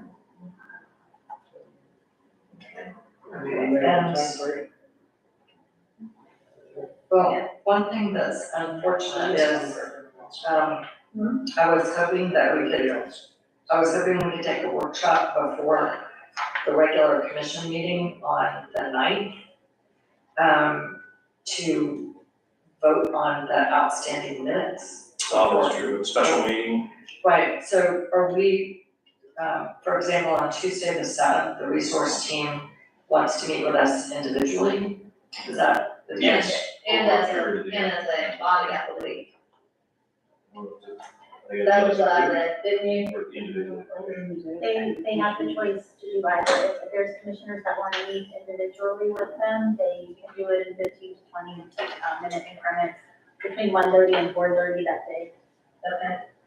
Between 1:30 and 4:30. Yeah, And the meeting at night, is it just between 6:30 to 8:30, it'll be a public forum. a public? Public input, well, and a discussion, maybe a presentation. Okay, or a presentation. So if you want to meet with them individually in the afternoon. Okay, and then do they want to meet with us on the 8th for their findings? The 8th, they'll be doing a recap of their same presentation they did the night prior, that morning. So the commissioners could be in attendance that morning, and it'll also be open to the public. So do we want to do a special meeting on the Wednesday, the 8th that morning? What time that morning? I believe that the Main Street agenda was at 8:30, if my memory serves me correct. Okay. At what time? 8:30? We do 8:30, and we could take out the minutes, why don't we put them at 9, can we put them at 9, 8:30 in the morning? Not everybody is an early bird. That's a 2-hour block they passed. Wednesday morning, they will make a 2-hour block. They've asked for a 2-hour block, Yeah.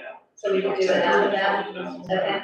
Y'all got to understand who was retired. Yeah. You know, we're talking about driving around the city at 7 o'clock in the morning. Yeah, that's it. 8:30. That's how we wake up. Actually, Drive it's- around, get things popped. Okay, sometimes it's the younger people who are the lazy ones. But regardless, it's not me, I get it early, but I'm just saying, I think 8:30 is too early for So somebody. you're trying to schedule a special meeting to approve the minutes? Yes, At 10:30, well, Commissioner Banks said he can't do Wednesdays. Well, Wednesday mornings. morning be okay. 10:30 work? Yeah, that'll work. I'm gonna have to call. But just to clarify, so on Wednesday also, the resource team wants to meet with us, or there's? They want to give us their findings. Okay, so in other words, we'll be coming back on Wednesday Wednesday morning. for the resource team, okay. So, right, Today. And are you not They're available? all and then they're giving a presentation. Right. And then the next day, they're coming to the. Yes. Mayor, the 8th doesn't work for Commissioner Burton or for our attorney. I can't, I'm out. I'm out, I have an injunction hearing all day Wednesday, the 8th. Okay. so we'll, what about, does November 7th work for Commissioner Burton? That's the Main Street. That's the bad day. That's That's the Main Street day. What about 6th? Monday the 6th? In the afternoon, Sure. 3 o'clock? 3 o'clock.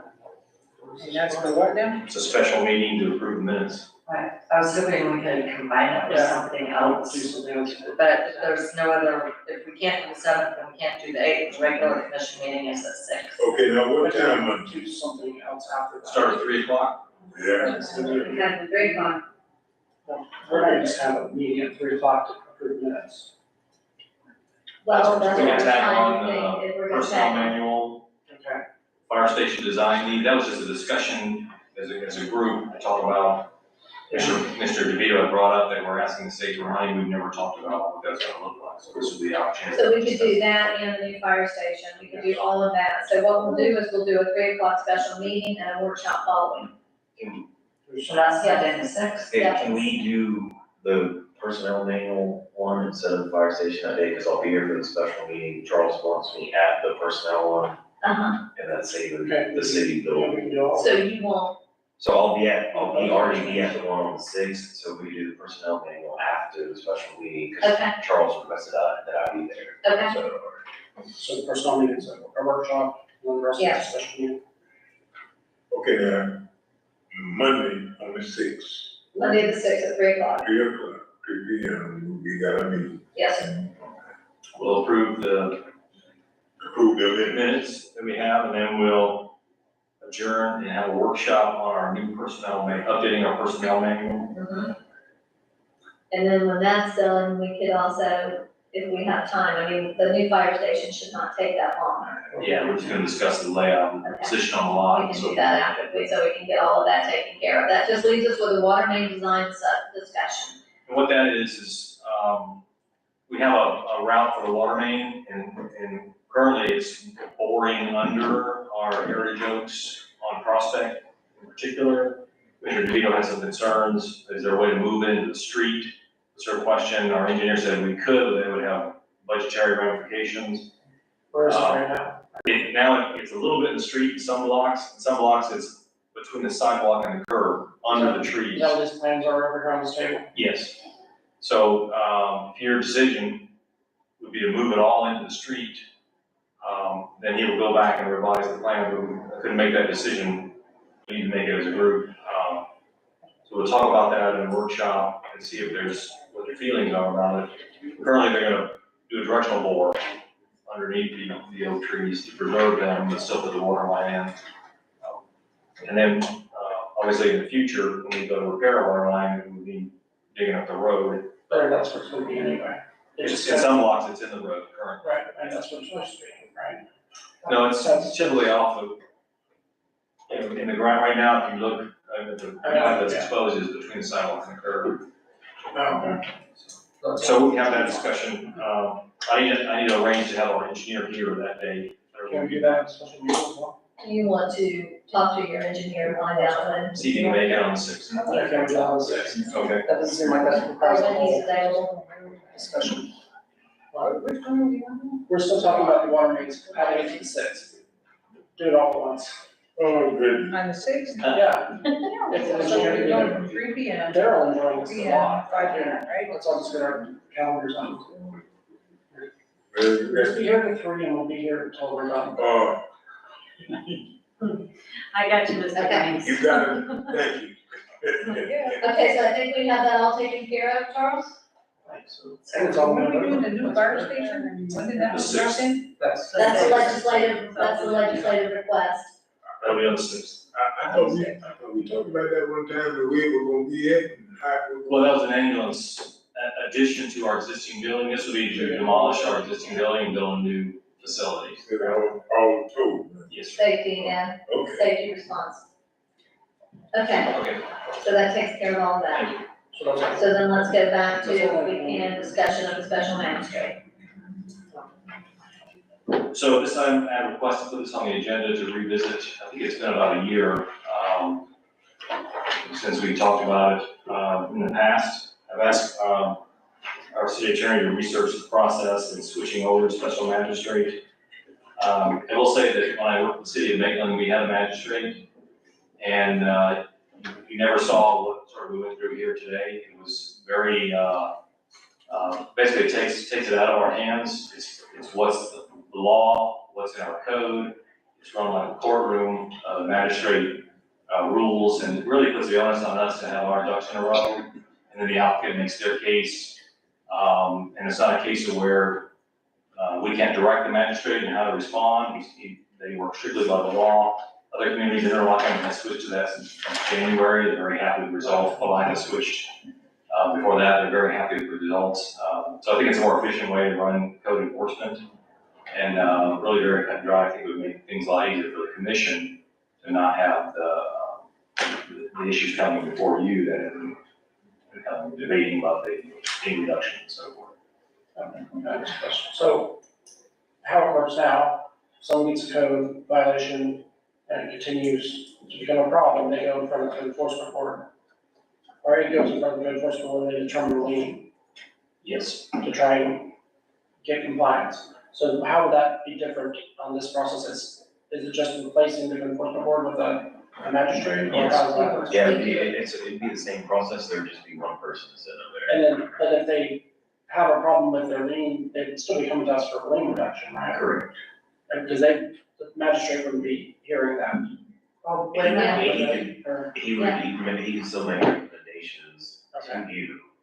It literally, it's operating the same way, if there's one person there versus, whatever the And he would person. be coming here to hear the cases, right? Yes. To be- Yes, So it's not an inconvenience to residents to be going somewhere else. correct. Wait a minute, may I speak to that? Okay, it was 2 years ago that we considered changing to a special magistrate. Jay Asbury was our attorney. The ordinance that we had before us required any appeal to go to the circuit court in Palaca. That was how it read. And we ultimately, that was how it read. Well, and that doesn't mean that's how it has to read, correct, Bobby? Right. I mean, that was, I mean, we didn't move forward on that ordinance, I mean, I have it here, I have a copy of it here. the magistrate. I mean, I think now, if you wanted to appeal something, eventually you're gonna get to the circuit court.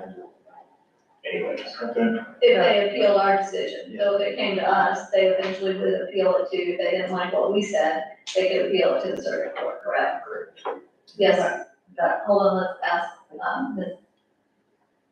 If the code enforcement board makes a decision and the respondent wants to appeal it, it would now go before the circuit court. It would not come here to the commission.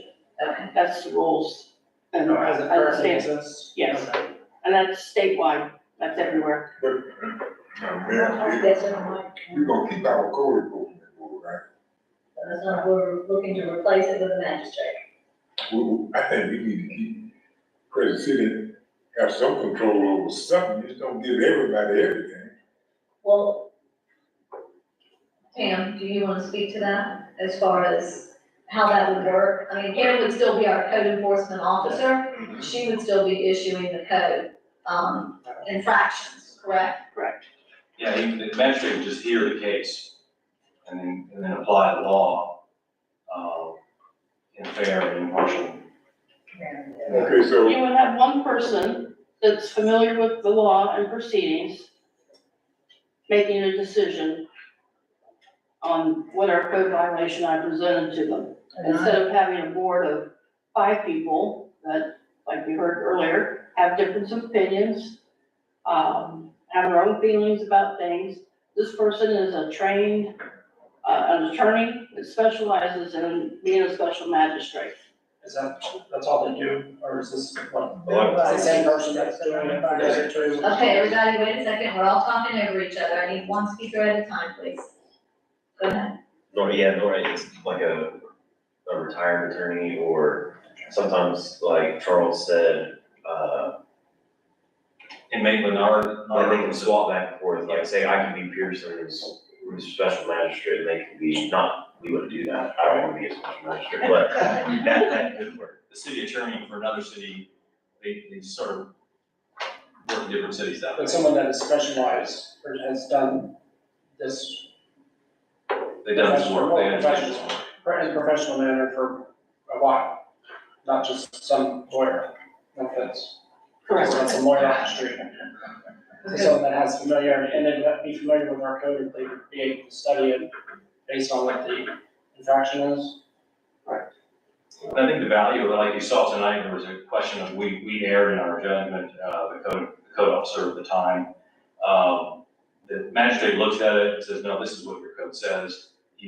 And they often send the city back, say this is not, throw it out if they feel it was not, actual violation of our code. So it really would require us to have the case really succinctly nailed down.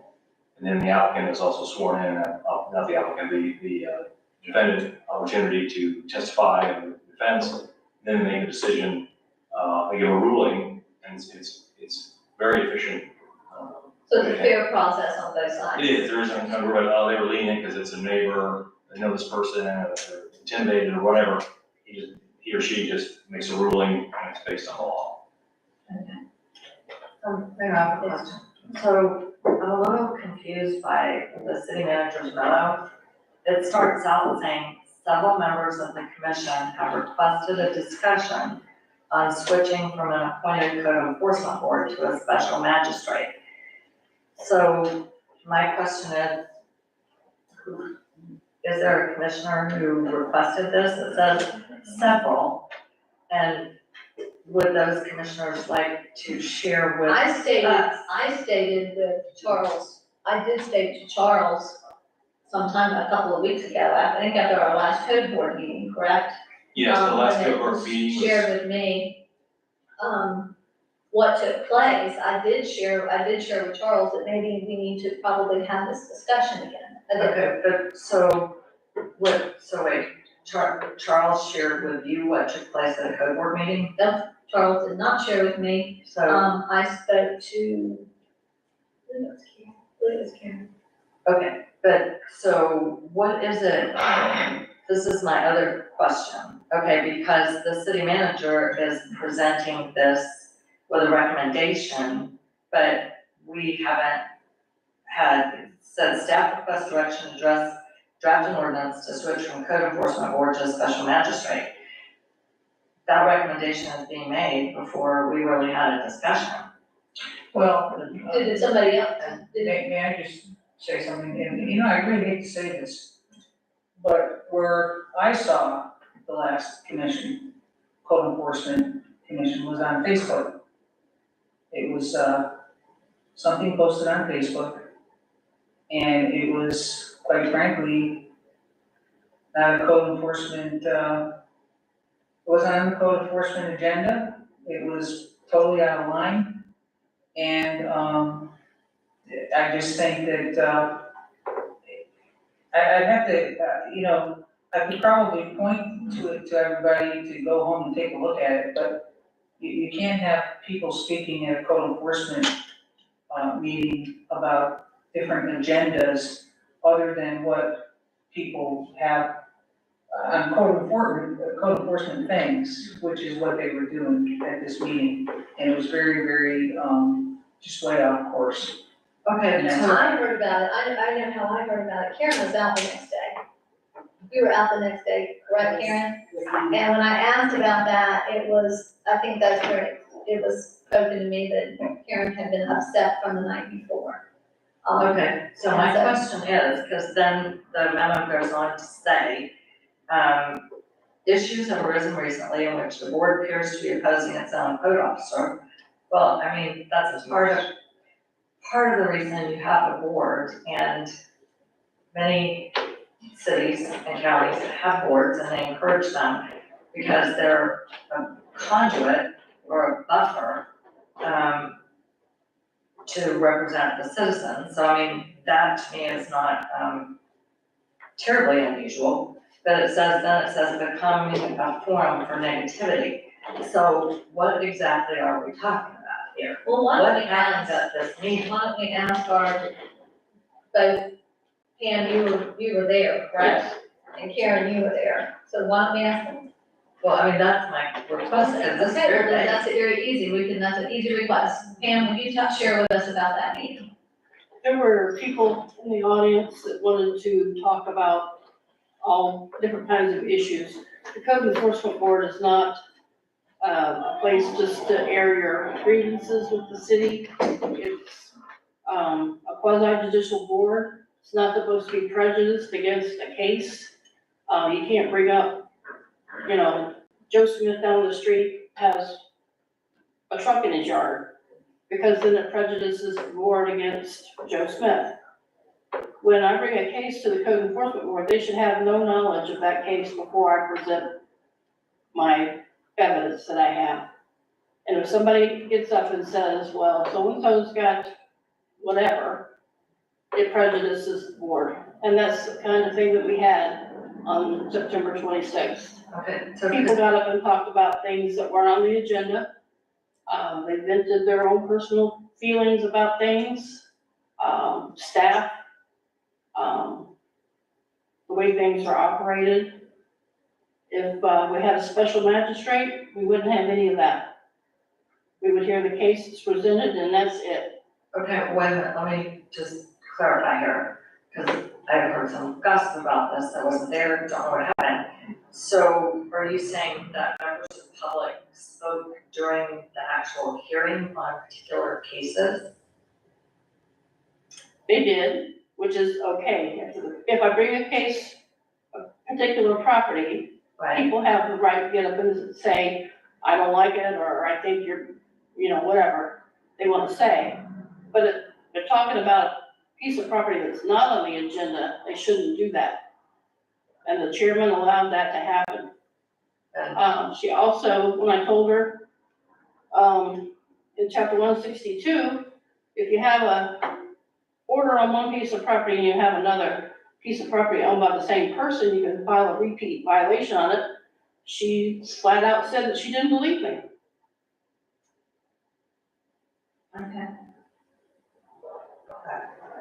I don't know, I wasn't there, I mean, how many people spoke? 2 or 3, I believe, 3.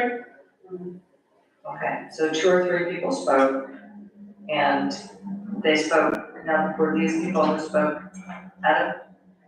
to a particular case, or these were 2 or 3 people who just spoke in general? They spoke in general. Okay. 2 of them. 2 in general and 1 on the case. Yes. One was the respondent. Yes. So what I'm hearing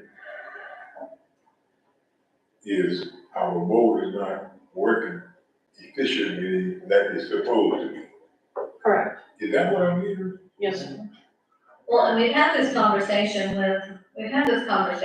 before. Mhm. We were having trouble getting a quorum. We had 7 members by statute. However, because of the size of our community, we were able to reduce that down to 5 in hopes that that would allow us to get a quorum. From my understanding, there's 1 time this year already you haven't had it, but this month you can't get a quorum currently for this month. Correct. Is that correct? Yes. So that becomes an issue too. And then something else that has always been, I've had a concern about, and I'm not sure, and you might be able to help me with this, is that by statute, it says the membership of each enforcement board shall, whenever possible, and I know that that's, whenever possible is in there, include an architect, a business person, an engineer, a general contractor, a subcontractor, and a realtor. Correct. Do we meet any of that criterion with our members? I only believe the realtor, Maureen Cooper, has real estate experience. I don't know what the occupations of the other board members. That doesn't preclude this, it just says whenever possible, but, Oh, right here, you can ask them. okay. If they meet any of those requirements, We have the vice president of the board here. Vice Chair, Yes, he's here. Yeah, well, why don't we can let him speak, let's let him speak. let us hear from him.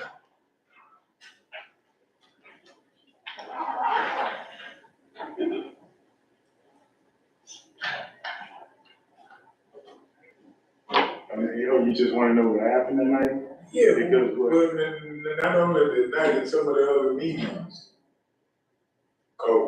What I'm getting is, Our code enforcement board has never had issues until someone tries to weaponize us. That's the only time we ever had issues. If somebody's trying to do How is it on somebody purpose- weaponizing you? Excuse me? How are you being weaponized? Certain people are, say for instance, we had a person we're gonna talk about the other night. There was an assumption that this person wanted to speak. And when, like I said, I got to the meeting late, and when I got there, everybody was looking weird. I'm like, what's going on, what's all these people doing here? And what was told to me is that, Charles Rudd was called and said that there was a particular person out in the audience, and they assumed that he wanted to speak. And he is not allowed to speak, and I'm gonna have Captain Usher come in and physically remove him. It's from what we were told. You were misinformed. I wasn't there, I'm telling you what I was told. I'm not saying that you did, I wasn't privy to the conversation. So we're sitting up there like, wow. So now what's going on, the board is curious to find out what this person has to say. And when it came time for, Ms. Maureen asked, do you need to speak? And the person said, I wasn't intending on speaking, I'm here to support some people that's in the gallery. So we're sitting there at move. So finally, a person came up and Ms. Maureen said, you cannot speak about any other case or cases that's coming in front of the board. So he spoke on behalf of the lady that was just up here. He just pointed out that statue, and that was it. It's like, that's all this was about. So it wasn't a lot of people speaking out of turn and all that stuff. We don't have that kind of problem. And just like I said, when I say that we weaponize this board, it's happened to me. I've been to your office. You told me 4 times we heard the name, Tracy Ecker, Tracy Ecker, Tracy Ecker. I'm like, 'cause I had to ask, who is calling these complaints in on me? And that's what was said to me. You and I had that conversation. So. Did you go before the board? No, I didn't go in front of the board. Were you cited for anything? No, I wasn't cited. Okay, I'm just asking if you were cited for anything, if you had to go before the board, because you keep saying you're being weaponized, the board's being weaponized. I was told, I got illegal Mexicans working on my house, that they filed a complaint. There was several different things, I don't want to go into some other stuff that's still in the works, but. I still don't understand what happened at the meeting. Nothing happened. That was the first time we had any excitement at our meeting, the first time. We all serve on this board for free. So now that this person came in that no one wanted here at the meeting, now there's a thing to do. Now we're gonna throw money for a magistrate. We're gonna throw money, I don't know where we're getting this money from to do it, but we do it for free. We love this town. We've never had an issue. We're very compassionate with the citizens of this town. And we all think different. Yeah, we all think different, but guess what? At the end of the day, we come up with a decision. We come up with a decision and we agree on it. Because sometimes I might feel a certain way, but my other partner says something, I didn't think about that. Many times I've changed my mind on things. But we gotta stop this politicizing stuff and weaponizing this. We don't need it. And our group, because we are the most efficient. Pam brings these cases in, we finish sometimes in 15, 20 minutes, done. We don't have all this bickering and back and forth and stuff like that. Until somebody steps in and directs somebody to do this or do that, that's the only time. So. I think you're referring to me. I guess so, and I guess they must have had some discussion. I've heard there's a lot of conversation that I decide who gets code violations and run code enforcement somehow. People need to understand that you're not allowed to file an anonymous complaint. The state said that how long ago it was, you could no longer file we have that kind of ran code enforcement. People didn't have to give their name or address, they didn't want the neighbor to know that they called. So our cases went way down, but people still feel free to call me. And they'll say, I see this property, has this property been cited? I look it up, yes or no. If it hasn't, like, why hasn't it been cited? It's not fair. So I talk to Pam, I say, maybe check it out, see if they're in violation. So I become the complaint. So my name is, in fact, probably on most of the complaints for that reason. And I get a commissioner call me, can you check this out? Why has this been let go? Why did I see it before Pam? I get those conversations. So I do sometimes drive around and proactively look at someone, I'll call Pam and say, here's the address. Do we have a case on this? Is there a lien? Something being done. So by default, I'm on most, if not all of the, violations, other than ones Pam generates herself. So that's the nature of it, because you can't do an anonymous complaint anymore. But that's no more than that, you're manager. Yeah, that's fine. Yeah, That's yeah, fine. it need to come by you. Well, Yeah, that's actually, okay, this is a whole separate issue, and you raised it. If someone calls in asking about something, aren't they required to give their name and say who they are? Because otherwise, it seems like you're finding a workaround, not you personally, but that it results in a workaround to what is required. Only if they're calling to file a complaint. If I said, you wanna file a complaint, you say no. So if I later go drive by and look and say like, actually, what is the status of that property? Can we check on that? Because, I don't know, that does not seem to meet the intent of, I don't know. That just seems like it's getting around the statute, and I don't know. But I would like us to check on that. Well, after the code meeting, the last code meeting, my staff, the two staff that were present came to me and said that there was chaos at the meeting, very upsetting, Karen went home in tears, was out the next day, Bam said was very upset. I saw a clip on Facebook where the chair was asking, I don't know if it was asking you, asked the applicant, when do they close on the property on the 3rd? When was the violation filed on the 3rd? Pam can't know when a property closes, but the response was, welcome to Crescent City, very sarcastic. That was what I was told was the tone of the meeting, that it was just not a great meeting. The staff felt like they were alone. The board, with one exception, one board member stayed silent, not happy with the way it turned out. The others would seem to be, in their view, against the staff, against the city, against the way we operated, complaints about me, about Pam, about our system. Just not a good scenario where we're like, well, I guess I need to go to the next meeting, find out what's going on, but there's no quorum, so we can't have a meeting in October, so it'll be in November. It sounds like there's. So there was a clip, this wasn't on now, my understanding, we did not record this, correct, on our. It's not our YouTube? recording, no. So it wasn't our recording, and it was on Facebook? Yes. Okay. Yes, and I tell everybody, instead of keep trying to wipe us up, why don't you guys come in and sit in on our meetings and see for yourselves? Because everybody's making these decisions, but I haven't seen one face in our meeting. I haven't seen anybody there. Well, my comment about this is, I don't think, and we're hearing it from one side, I'm acquainted with Maureen, I forget her last name. Cooper, thank you. She works for a realty company. She's generally very professional, very measured. She does tend to have a little tone of sarcasm, in general.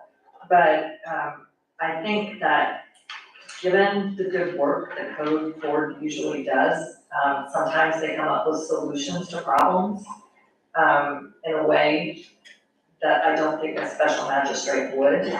I don't think one meeting is necessarily a reason to decide that, they're a bad board and they're against the city, and it's a forum for negativity. I've never heard that before in my life.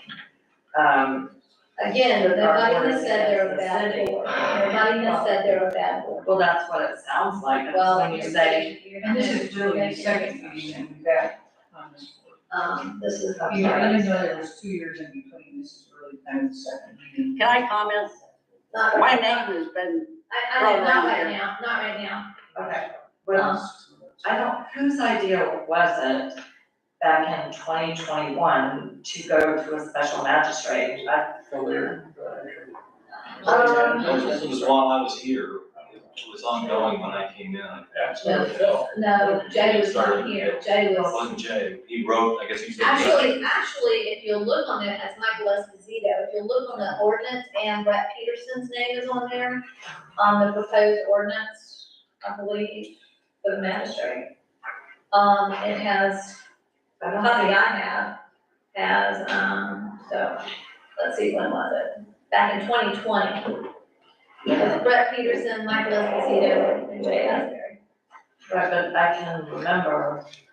And it came up again, and it didn't come up again. The code, okay, I don't know. I don't remember there being an issue with the code board. It was my understanding that it came partly from Attorney Asbury at the time. So I don't know, I think that a little more fact finding is required. We're making some assumptions about the board, and the code board has done a lot of good work. I've heard about it, and they're very sincere, and it's a form of self-government. These people volunteer their time. We would not be paying $500 a month, and actually, the cost, I know we might not get a hearing every month. I remember when Jay was talking about this, he said, well, you can only meet every 3 months, and that would save you money. We had a very long discussion and we thrashed this out. And part of the concern was the cost. Part of the concern was that it takes code very far away from the people. And for one thing, it is more like a legal proceeding, and we had a whole discussion about this. Okay. We're running out of our time, we're coming up on our. I call the question. So, We don't have a motion. we don't have a motion, We need to do a motion. we don't have a motion. And this is supposed to be a discussion, so I was trying to put in my feelings about the discussion. We don't have to take action tonight on this, this is a discussion. I wonder if do you have any recommendations, Mr. Pickens? No, either way. The only thing I will say is I think that it came up last time when there were 7 people. And we fixed the issue by, instead of going to the magistrate, we drafted an ordinance to drop it to 5. Because they asked Exactly us, right. That's they asked We us never to do had that. 7 people, we never had 7, so we said, hey, why don't we just drop it down to where. That was the only reason why it came up the first time. And they asked us, but I will say this, that there have been several issues that have come to us, several cases that have come to us that I've been, a little perplexed because I thought that, we had kind of shared that message with code enforcement that we need you to be stronger, and you were not stronger, and you put that burden on us. And so that, I do know that has been a concern of mine, But but. don't forget, like I said, most of the time we go with staff recommendation, which is what Pam recommends, and most of the time we go with what she says. But if there's something it's kind of too hard on a resident, we kind of come up with another little way. That's the only time, that happens. Commissioner, Can I just say one thing? Yes. All we're trying to do is put a resolution together, right? This is not a. No, you have to do it, Direct an ordinance. you'd have to direct them to write an ordinance, has to be done by ordinance. And then once that ordinance is written, then we can discuss it again. So why don't we go on doing that and discuss it some more? Somebody wants to put a motion out there, I make a motion that we table for the discussion.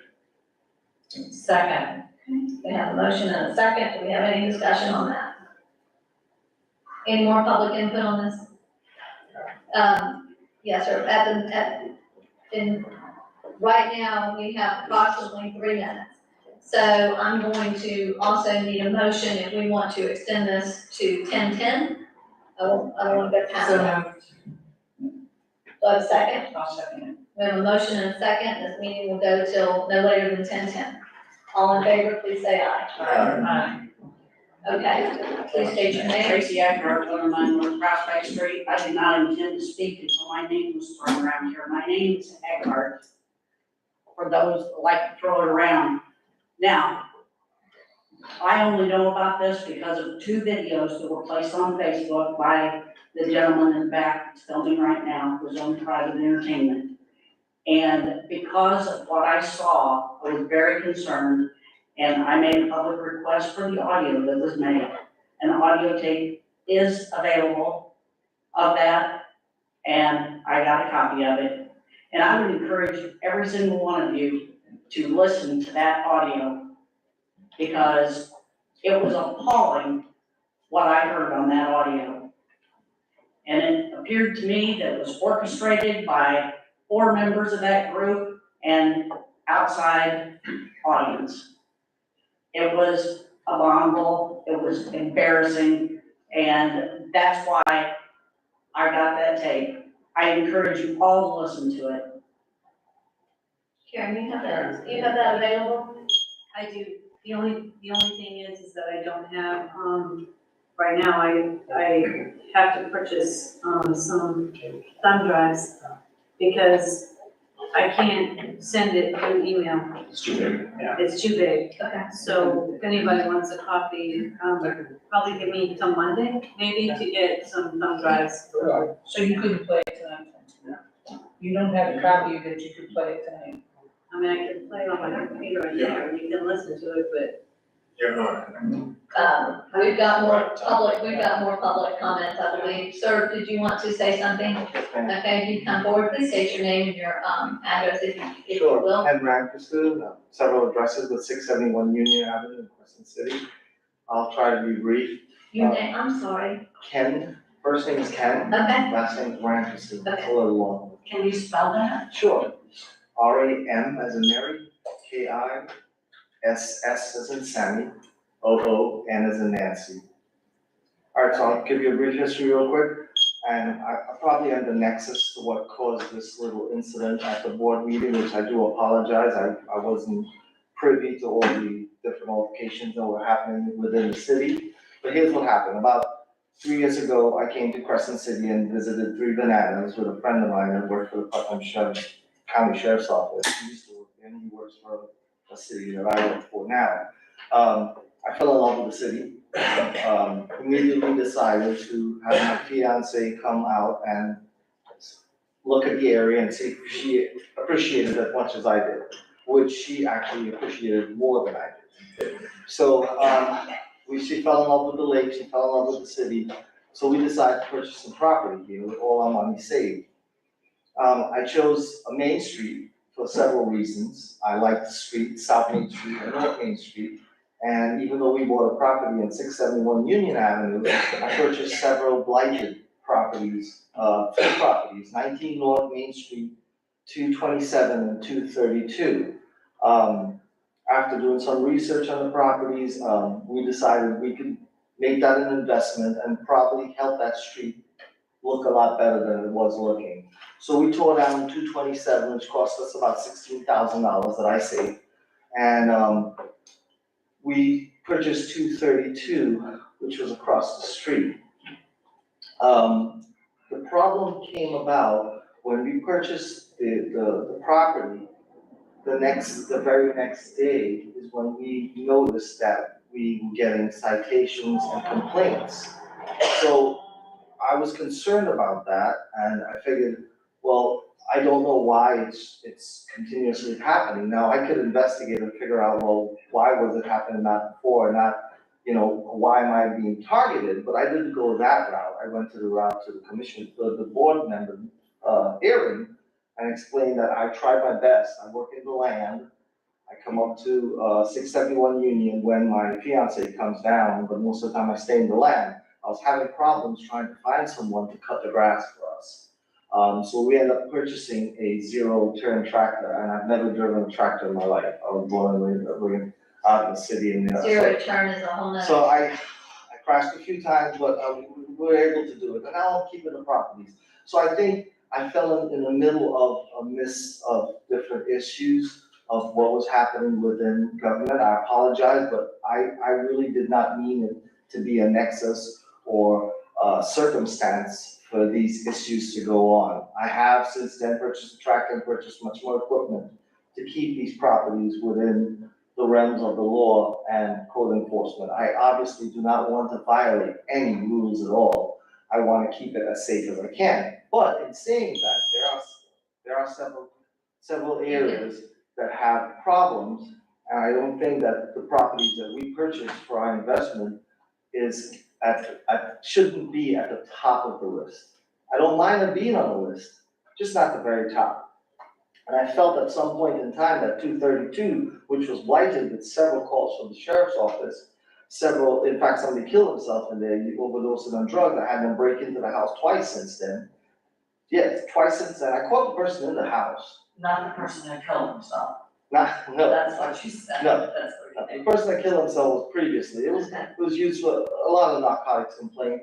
The person I caught in the house was a neighbor. I didn't have him arrested. I just told him, hey, just pick up your garbage and leave. And I boarded up the broken glass. And the young man, old enough for me to be an adult. So was this an existing, Pam, let me ask you a question, was this an existing, violation that was on the property when he bought this property? Yes.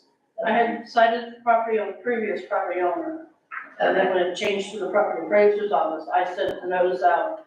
And it was a month after he purchased the property, it wasn't the next day. Okay. So I'm not aware of what was Okay. happening, but all I knew is that we were starting to get citations.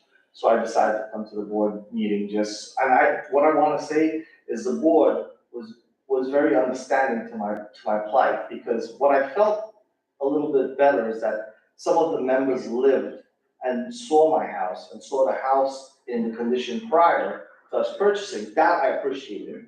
The magistrate may not be privy to that same environment as a board member, but I'm not here to make that decision. I'm just saying that's how I felt. They actually saw my street, saw the houses that I worked on, and said their recommendation was that I did a good job. It cost me several thousands of dollars to clean that house up. I took 5 loads of garbage, and I'm not the strongest guy to lift up garbage. I took it to the dump and did it myself. Okay, All right? thank you. That's it. Thank you.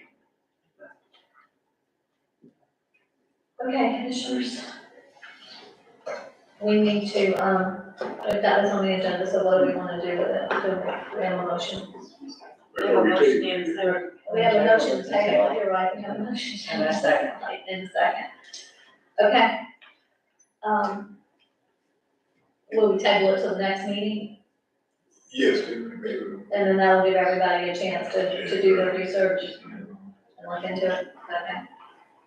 Listen to the audio. And listen to the audio. Okay, Karen, if you want to, we can just do this. Everybody, in favor of tabling, please say aye. Aye. Oh, no. You're no. Okay, Miller Middle School.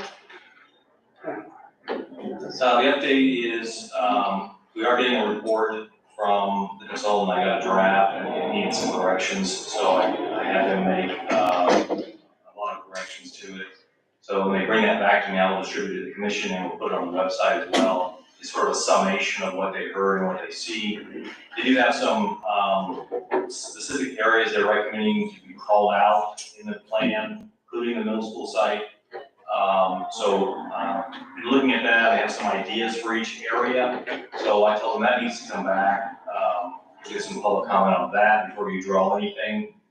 So that'll be part of the subject of the meeting in early November with public.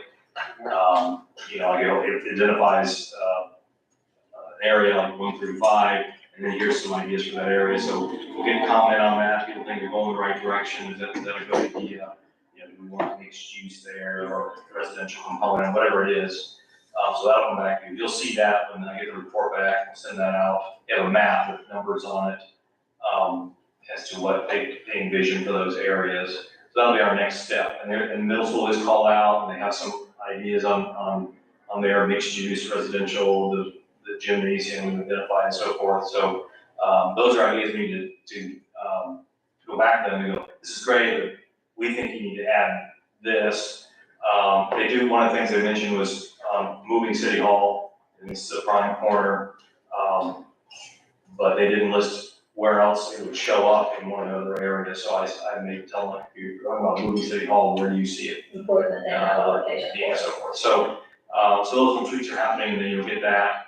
And then the public will get to see it and comment, and then Planning and Zoning Commission will see it and comment, and it'll come back to you. And so we'll continuously be running this by you, as we move along, so that you're happy with the results. And can I something to that? Right, and we've got about Before I 2 was- minutes. Before I was sworn in, I just had one, I think it's had one. and talk to her and just say, hey, the city has not decided to talk to you yet as far as having a line of communication with the school district. And she agreed with me that we need to talk, and that we should start talking, and that she will set up a meeting with herself and I and Thomas Bowler to sit there and Travis Wood, to talk about the school and the future of it. I mean, they have plans for 3 years, and after that, there's nothing. And I think that's my feeling as a citizen before, and I think, we have a lot of citizens that are very interested in that. I think we need to talk to them more, the school district, and I'm, gonna go ahead and do that. I can't obviously speak for the city commission, but I can speak as a member of the city, or a member, citizens. Yeah, because I mean, she was very receptive to the ideas, that I was discussing with her. There's a schedule that back in my city manager report that Mr. Bowling sent over to me. Yeah. Do you have anything else that you want? Mention a couple things. We cleaned the roots out of the sewer pipe on Lemon. Now we're having the issue of the connections to that sewer pipe are clogged with roots. Our policy is that the resident is responsible all the way up to our pipe. But now we've had one that has sort of a T that's ours. So we're gonna be spending some money over there. And we may get some of those resident pipes as well, cleaning the roots out, water roots out. We also had an issue come up. We were researching the LIMS error where we overbilled for commercial, customers for $2 or. $2, something like that, or That our software did. yes, and in researching that, we discovered, we've been billing someone, who does not have our sewer or garbage pickup, and we may have to refund them approximately $5,300. Yeah, that could be a deal before. And they're paying it? They've been paying for years. Years.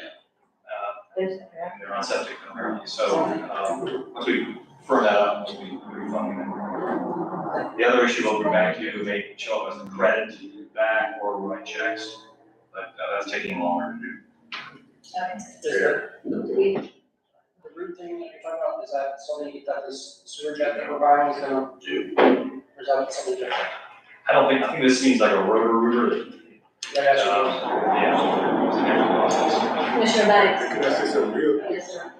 I think, commissioners, what we really need to do is try to bring all the very important stuff. I know all of it is important, but, bring some of the important stuff up front on our program.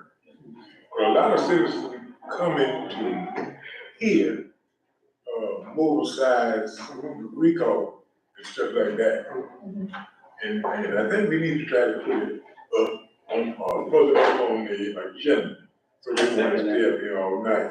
And you see now. Can we try the consent agenda? Yeah, what we need to do, we need to look at that. Because basically, we talking to the commission. Well, and that happens all the time, but all of this, I mean, if you look at that agenda, though, Commissioner Banks, all of it is important. I mean, everything that we, look at pretty much has substance to it, so you have to pick and choose, and we move something around, and then they get upset with us because we didn't move it here or there, and so, but we'll try to. We have a motion to adjourn? I have a very quick question that is important, and it can be answered very quickly. And that's so, Okay, I've got a motion. Yes. So, well, hang on. wait 1 second, hurry up. Okay, the Florida Community Loan Fund. Yeah. There were emails sent out about funding that apparently could benefit this community. I inquired with them. The person I talked to answered the phone, said that she thought someone else with Crescent City had contacted the Florida Community Loan Fund. Okay. Is that any of us? It wasn't me. If it wasn't any of us, maybe you can talk to Charles about that and see. Okay, because I'm just saying, I also think it's beneficial if we have things like that we're trying to do on behalf of the city, that we need to save a little time and share those things with each other. But I certainly. Wasn't me. Okay, well, I mean, I think it would be a good thing. It would be a good thing, but I don't want to redo Do I have a second? Yes. On our preservation grant application, we ranked 27 out of 71. Good job. They're recommending funding all of them, but we won't know until the legislature passes the rate. Okay, all in favor, please say aye. Aye. Opposed, nay. Good job. Thank you. I'm sorry. I know, good job. I keep looking at it, I keep getting all this stuff, or Commissioner Bertram, you doing the same